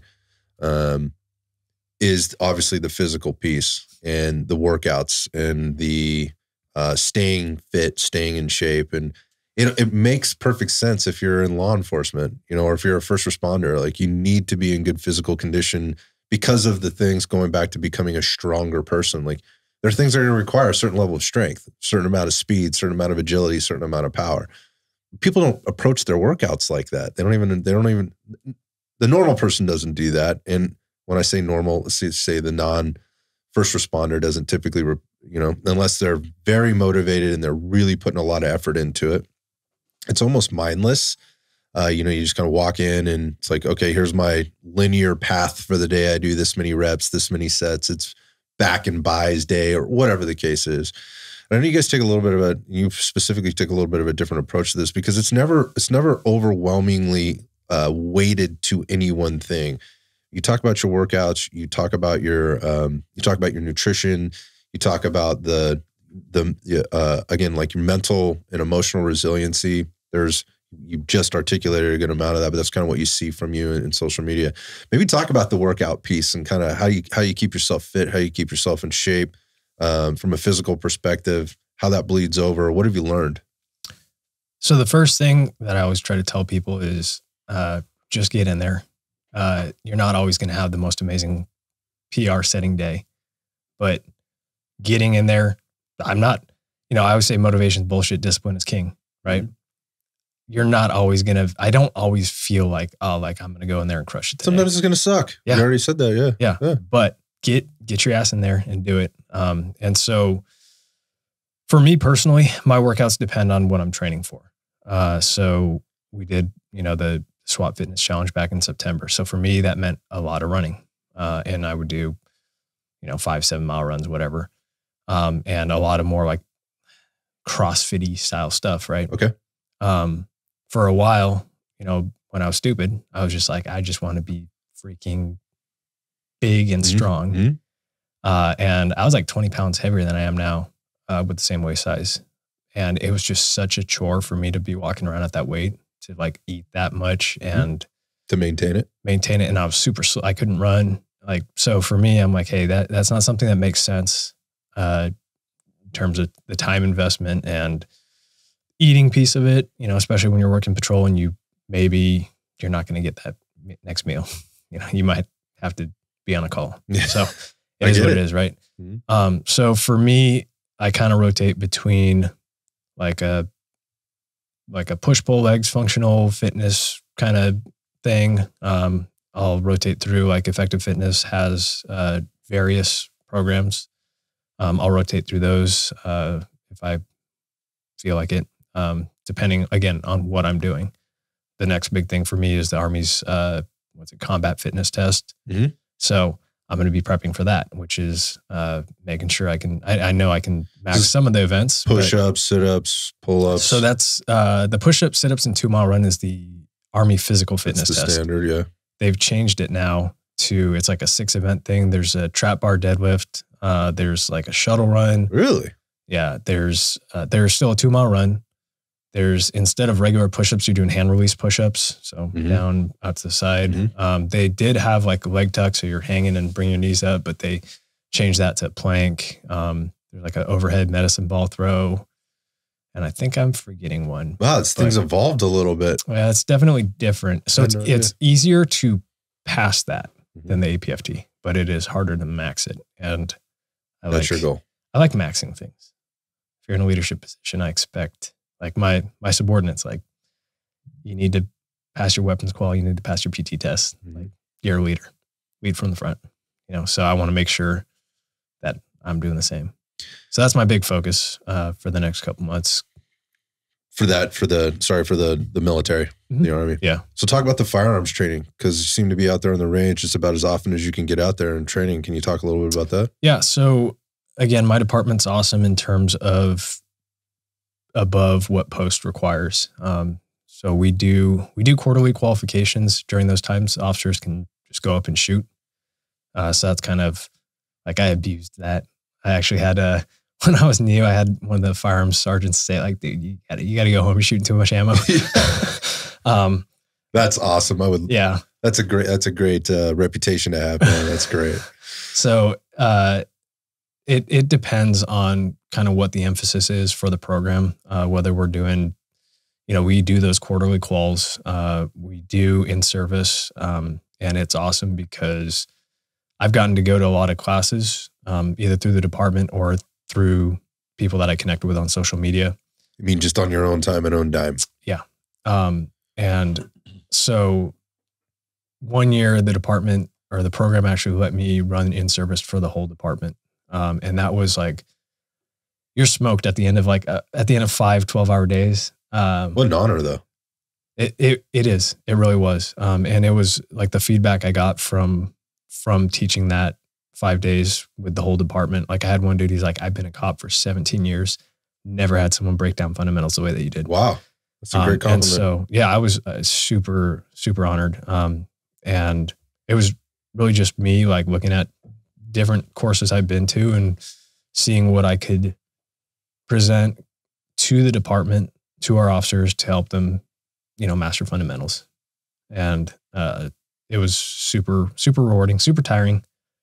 And I think we got a lot done in terms of helping people improve their firearms capabilities. Well, that's positive to hear, because we going back to earlier in the conversation, we were talking about how woefully undertrained, our officers are on the street in general, that the general public probably doesn't understand that, but your department's giving you some flexibility and some freedom to bring in things from the outside and not keep it so institutionalized. I mean, obviously there's very specific things that you have to instruct, and, there's protocols and things, but being able to go out there and continually evolve as an officer, that then allows you to come back and help other officers involved that maybe don't have the same drive to go out there and do what you're doing, or maybe they have some anxiety about doing that, or don't know where to go or whatever, and having that kind of a resource. That is very positive to hear, because we don't hear that a lot. I'm on the range quite frequently with officers that are out there on their own dime in their own time, and pretty consistently. And they're, one of a 800 officer department or whatever it happens to be. So where is everybody else getting their training from? And the program's definitely evolved. When I first got picked up for the program, like, we had a sergeant that wanted, like, we had one day that he was going over like the 5-step draw. He's like, all right. Oh boy. And he had, officers like doing 10 minutes of like one. Oh God. And I'm like, and then he was having them shoot like this. He's like, I want you to turtle out as hard as you can. And I'm like, this is old information. Yeah. And so, thankfully I got sent. So for my firearms instructor course, the post-approved one, was through CATO, California Association of Tactical Officers. And those guys, the instructors for that were actually L.A.P.D Weapons Training Unit guys, Tweedy and Edwards. Some of the best. Incredible dudes. I still talk to one of them. And I have several mentors that I've met through Instagram that help me come up with lesson plans. And that's the other thing. The cool thing about being on our SWAT team and our firearms program is because of SWAT, I get to shoot a lot more as well. Right.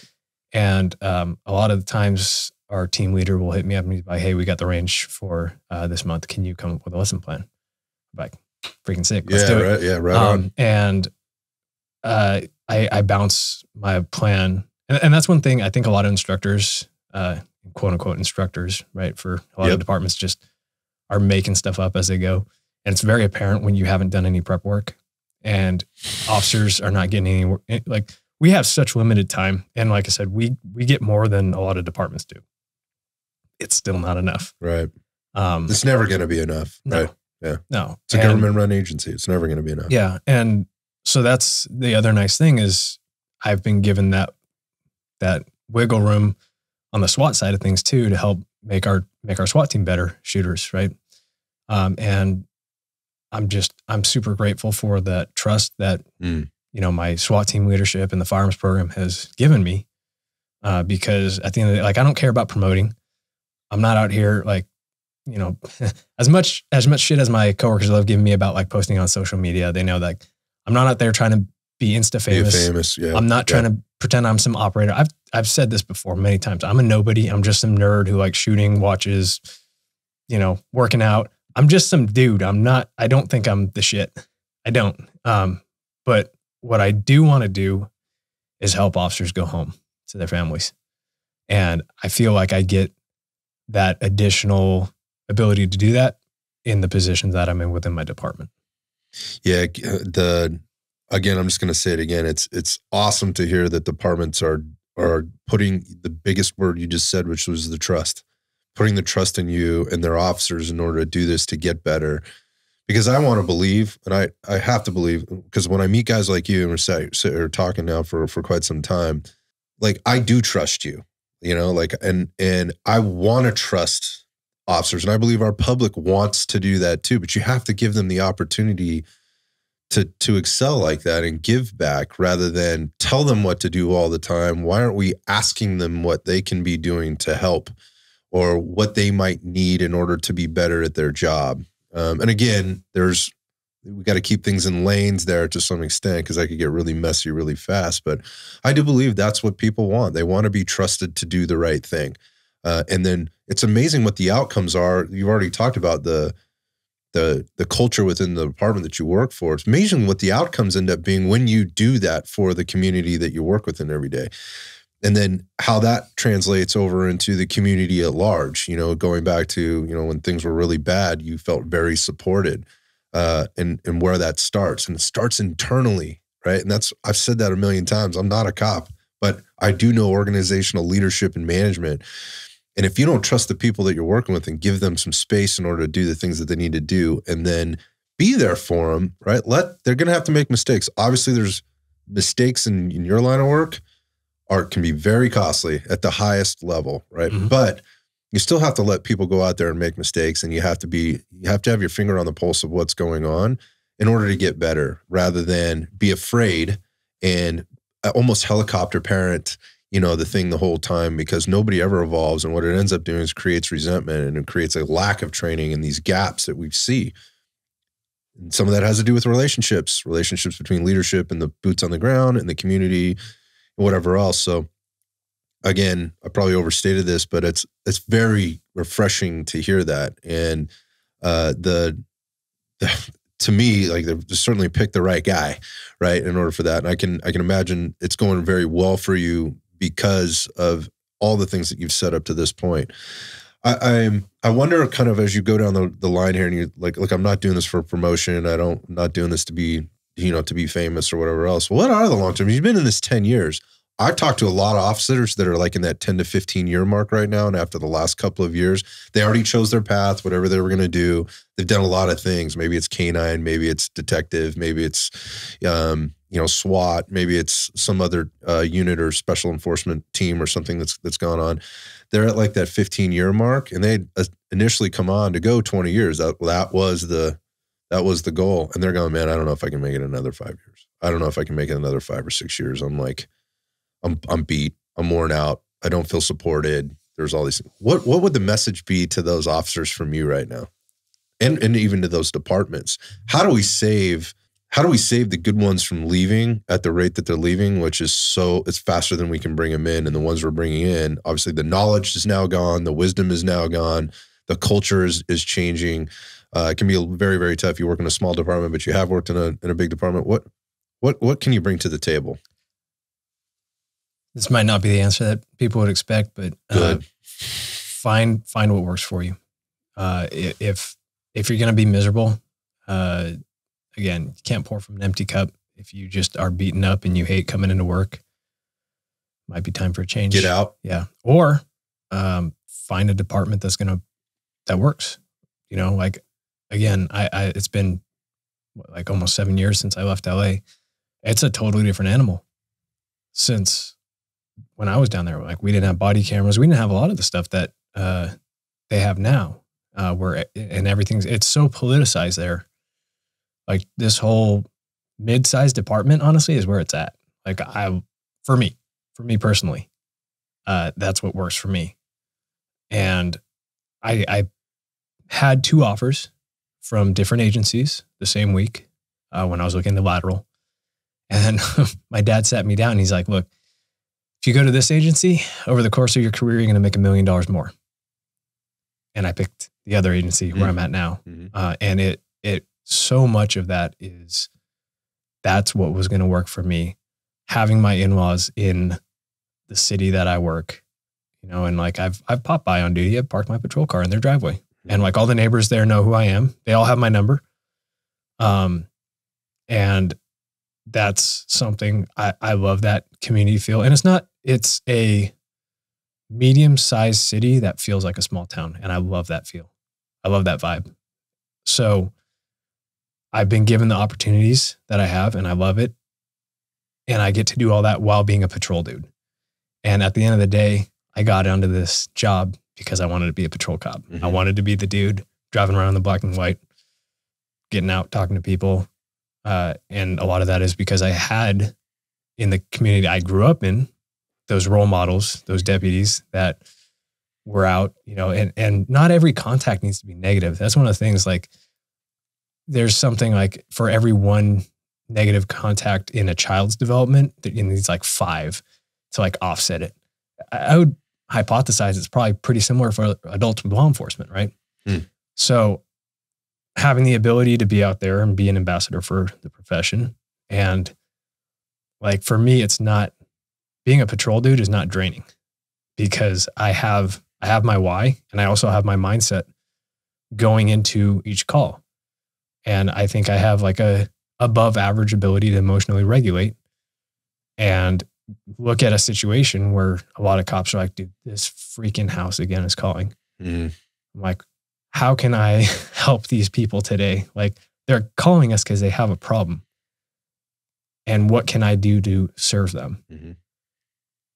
And I think that's why I love patrol that much, is I have the ability to be out in the community and talk to people. I'm not behind a desk. And every once in a while, some cool, fun stuff happens. Yeah, you get shot at. You can laugh about it later. Man, that's so refreshing, because this comes back to what I was saying before about the posts I see put up. And at the end of the day, there's a call to action. Like, if you're not happy, if you're not good enough, if you're not doing a good enough job, or if you need a change, this is on you. Like, you have to make that change, and finding the right fit for you. And we say that all the time, just in life and career paths and fitness, nutrition. Like, there is no one size fits all, so choose wisely, right? And hold yourself accountable and make a commitment to whatever it is that you're choosing. But it's definitely fair to say that after 10 or 15 years of being in the same place, with things evolve, things change. And sometimes you're going to evolve and change in a different path than maybe the department you work for, or the boss that you work for, or the relationship that you're in, or whatever. And changes need to be made. That is a reality in life. If you're not making that change and you're going to work every day miserable, then that's on you. That you're making a really good point about not victimizing yourself. Yeah. And that's what I love about your description on your podcast, is you talk about winning, right? And for me personally, that's something I always look at. How am I winning in this situation? And there's this huge push right now within society to encourage like being a victim. And the whole concept of microaggressions, for example, that came out in, I don't know, like mid-teens. Like it's a recent phenomenon, like the last 6 to 8 years, right? I will never understand that, because why would you want to feel like, the times that I've been like assaulted on duty, for example, I'm embarrassed that my name has victim next to it, because, and again, this is not something like, if you've been the victim of something, this is not something to put you down. But I'm saying, for me personally, every situation I go into, I'm like, how am I going to win here? And for me, like, I'm winning because this week, so I'm working, so I have 1 day off in 9 days. I've been off for a month. I come back for 2 patrol, 4 in the Army, actually 10 days, I guess, with 1 day off. I have today off. I deposited my baby and my dog and my wife at the in-laws. And then I'm back. I got patrol, a day of SWAT, and then 2 more days of patrol. Like, how am I winning in all this? Well, I get paid to do SWAT stuff on Wednesday. That's kind of cool. Like, a lot of people pay a lot of money to go to classes to get training that I get paid to do. So I'm always looking at situations as like, hey, how am I coming out on top here? Like, and everything, I'm looking for ways to show that, like, to tell myself I've won here. I've gotten something out of this. I think the winning and feeling good about winning is all part of that too. Like, it's okay to win, and you know what it feels like to win, and it feels pretty fucking good. Right. So how do I put myself in a situation to have that kind of a feeling more than whatever this other feeling is that I'm feeling? It means challenging yourself. It means putting yourself in uncomfortable situations, and all of that is relative, right? Again, going back to the showers, right? And not getting, like, I could take a hot shower if I want, right? But I prefer not to, so that when I do get that hot shower, or when I do get that win, whatever it happens to be, and that might not be a really good example, but it feels that much better. Like, it's that much more savory, right? Yeah. I can really kind of sit back and really enjoy it. So instead of being overstimulated by this other feeling, this overcompensation that I've been making for so long, or looking for something to replace it with. And it's usually external, right? It's just an external thing that you're looking to get an emotional satisfaction from, when the reality of it is it's the discipline, like you mentioned, that's going to take you through this situation, which is going to help you come out the other side and feel good about it. Knowing, again, being self-aware, for prepping that mindset, and also being prepared to win. Yeah. And I think one of the things on that note is the modern world has kind of given us so much creature comfort. Oh, hell yeah. Humans are meant to like struggle. It's good to win. It's good to just power through stuff and come out on top. Mm-hmm. And people, I think a lot of the issues that we're seeing is because people are not being challenged in this 21st century environment. They're not having anything that's forcing them to make themselves disciplined and to grow and to feel, you know, like a badass. Yeah, like empowered, right? Yeah, exactly. Yeah. And that's why I think a lot of this stuff, as far as like microaggressions and being a victim, that's a way that people are being lied to, that they're part of some struggle, something right? bigger. Yeah, something that bigger they're than fighting, right? Yeah. And that's the whole thing. Like, let's say something is systemic. Okay, I don't care. I'm still going to win. Right. And I get it that not everyone has that mentality, but if they did, they'd feel better about life. Yeah, I agree with you 100%. Like, I'm not, okay, so maybe it is that way. How am I going to make it different for me? Yeah. Like, I'm not trying to change the world here. Like, let me just focus on me and getting through the day. I mean, there's plenty of people out there that have done a really good job of articulating what you just articulated as well, which is, yeah, but that doesn't have to impact you. How does that impact you? Well, it just does. No, I mean, how does it impact you? Like, you let it impact you. You're allowing that person to have power over you. You put yourself behind the power curve in this particular situation. And this could be talked about in many, many different ways. Again, are you physically fit going into this situation? If you're not, you're behind the power curve. Are you mentally fit? Are you emotionally fit? Are you financially fit? All of the things that are already kind of brought up. And I would argue that when somebody is in that state that you just sort of mentioned, which would be focusing on that thing which is systemic, or those microaggressions, if you examine just the little things that we just punched out there, examine where you are in there, and I will show me a person that's feeling this, and I will show you a person that hasn't handled their house first. Mm-hmm. They don't have their fucking house in order. Exactly.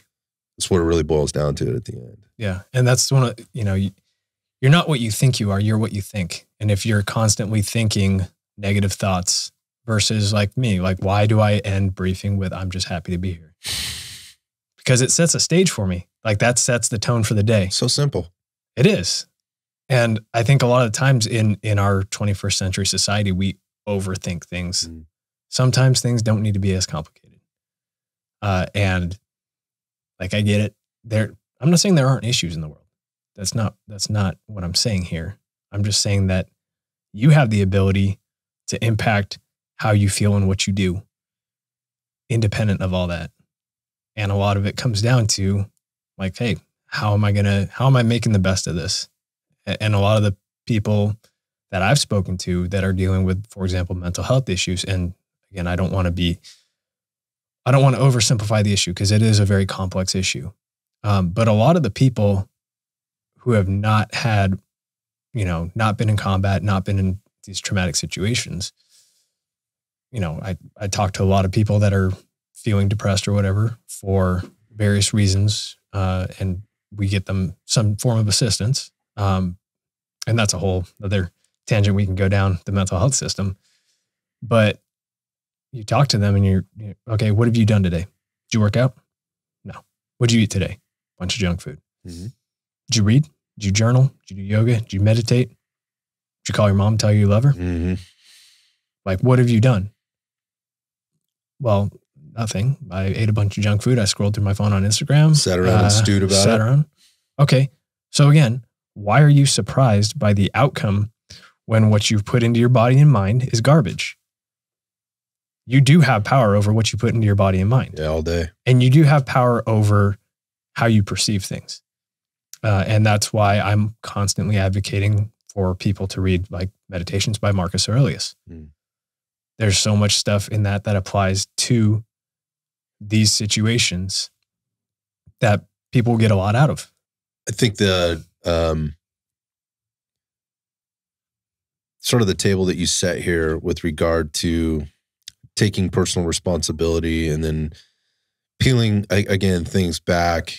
I just go back all the way to the beginning and, you know, being a student and working hard, right? And being in martial arts as a kid and working hard there and understanding what it feels like to win and lose and or maybe feels like to be punched or kicked in the face. Doesn't feel very good. I don't like that. I also understand it's a necessary part of, you know, the learning process and where I'm going to then move on and then to be in a position at a young age to make decisions about things, going back to your conversation with you, sitting down with your father about like, hey man, if you go this direction, this is what's happened. This is a crossroads, right? As we meet this crossroads, this intersection in life, how we make these decisions and how you were challenged, you know, like dad didn't tell you to make that decision. Like you made the decision, the right decision for you at that right time.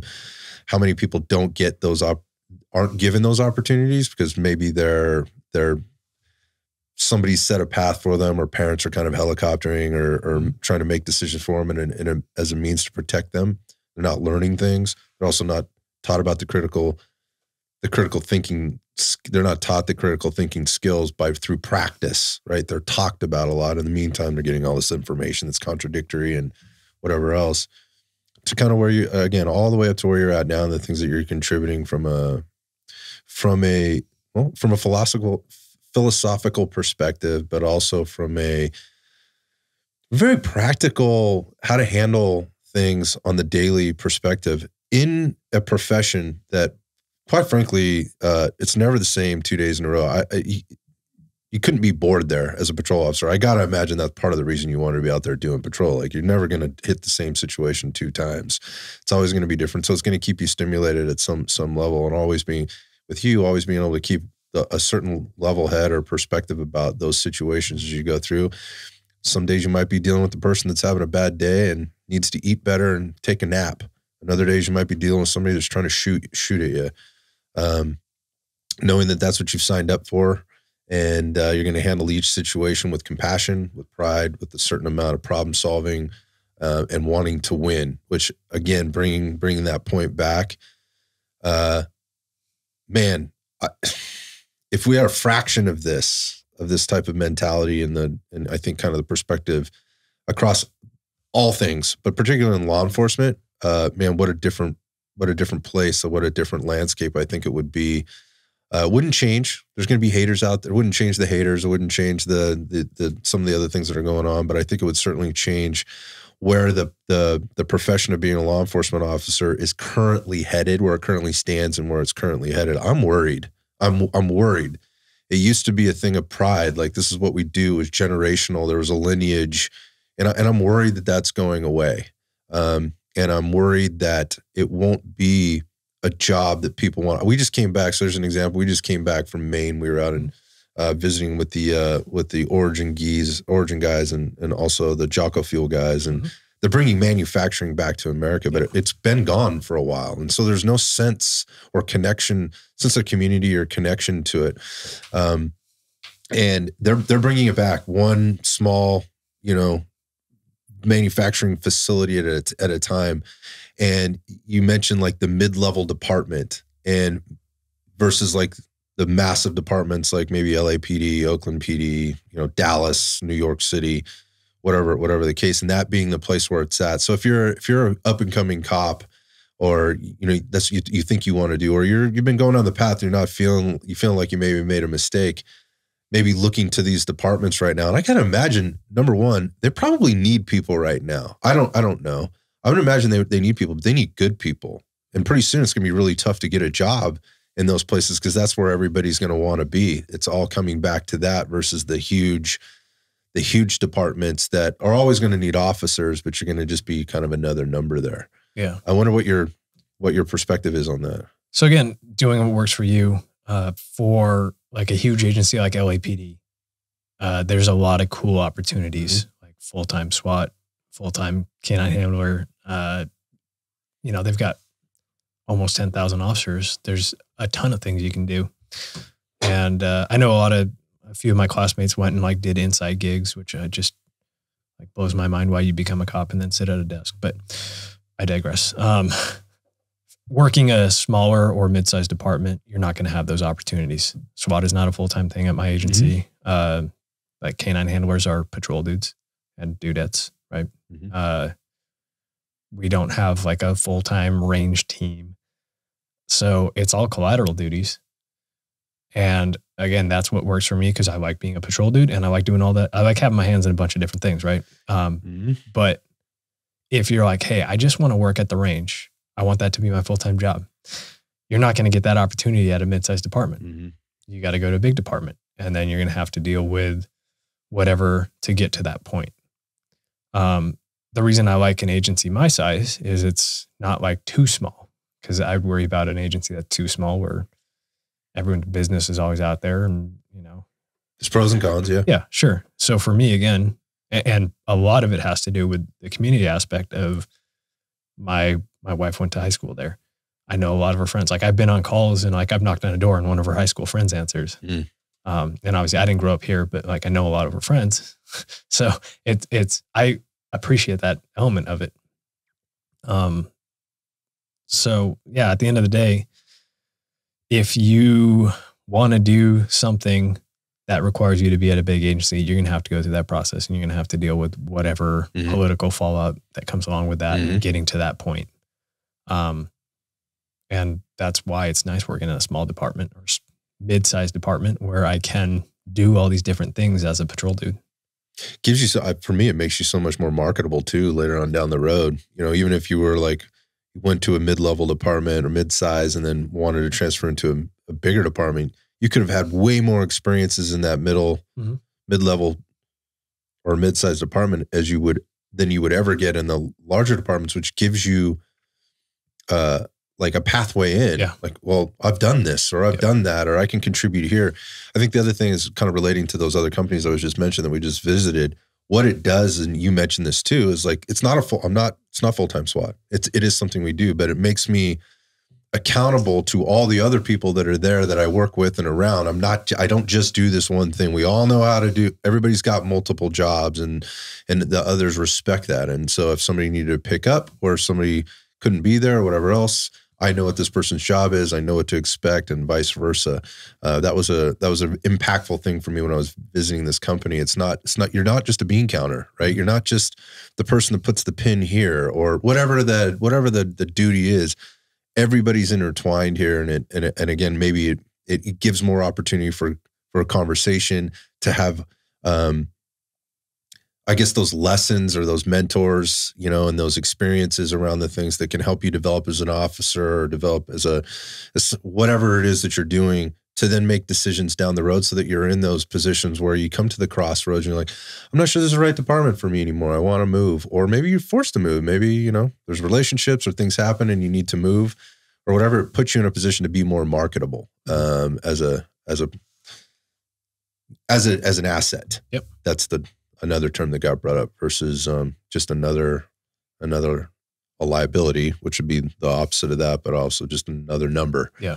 You know, dude, just in wrapping up here, we've mentioned a bunch of like Instagram pages and things like that where people can go follow you. I wondered maybe just kind of share where people can reach out to you. Cause I know you've already mentioned like you were very active there and try to message people back and reach out to people and give recommendations and point people in the right direction. So I wonder if you could do that and just maybe leave us kind of with your closing thoughts. Yeah, for sure. So my personal page, that's me posting my watches and my Tacoma and all the stupid stuff I do post. Lately it's been baby photos. It's 9mm Musashi, Musashi. And then I run police post training, all one word. And those are the two. And again, what I do love about Instagram is the ability to build community. And actually a lot of my really, really close friends now are people I've met through Instagram. So yeah, in closing, especially for cops, I encourage cops to find a sense of community that's not just the PD. Like go hang out with people outside of work. My neighbors are awesome. I got some neighbors that became super close to in the last 2 years, that like they're, you know, just there for everything with us. And then we had some neighbors moving across the street in the last, I don't know, year, and they just had a baby girl too. And the wife is actually a DA. So we have all these outlets and sources of support and sense of community. And it's not just being immersed in the police world 24/7. So in closing, I encourage people, like I said, build your house, come to work, and everything I do is applicable to non-law enforcement too, right? Like, it's good to just be healthy. You don't need to be healthy because you might get into a foot pursuit. Like, be healthy to show up to your accounting job. Like, that's a good job, right? Show up for your kids, for that matter. Exactly. So yeah, have your house in order and have your outlets, have your ways of dealing with your stresses and your traumas, and be able to have that mastery of yourself and take good mental inventory. And like I said, not just for law enforcement, because everyone experiences some form of trauma at some point or another. In the first responder community, obviously it's a little higher, but it does happen to everyone. So it's important that everyone has that sense of community and that sense of personal strength. Solid message, man. I'd encourage you to just keep doing what you're doing out there. Like, I love seeing it. I love watching it, love reading it. It's encouraging. It's refreshing, man. And I just appreciate you sharing it with us today. Thanks very much. Thank you. Appreciate you having me on.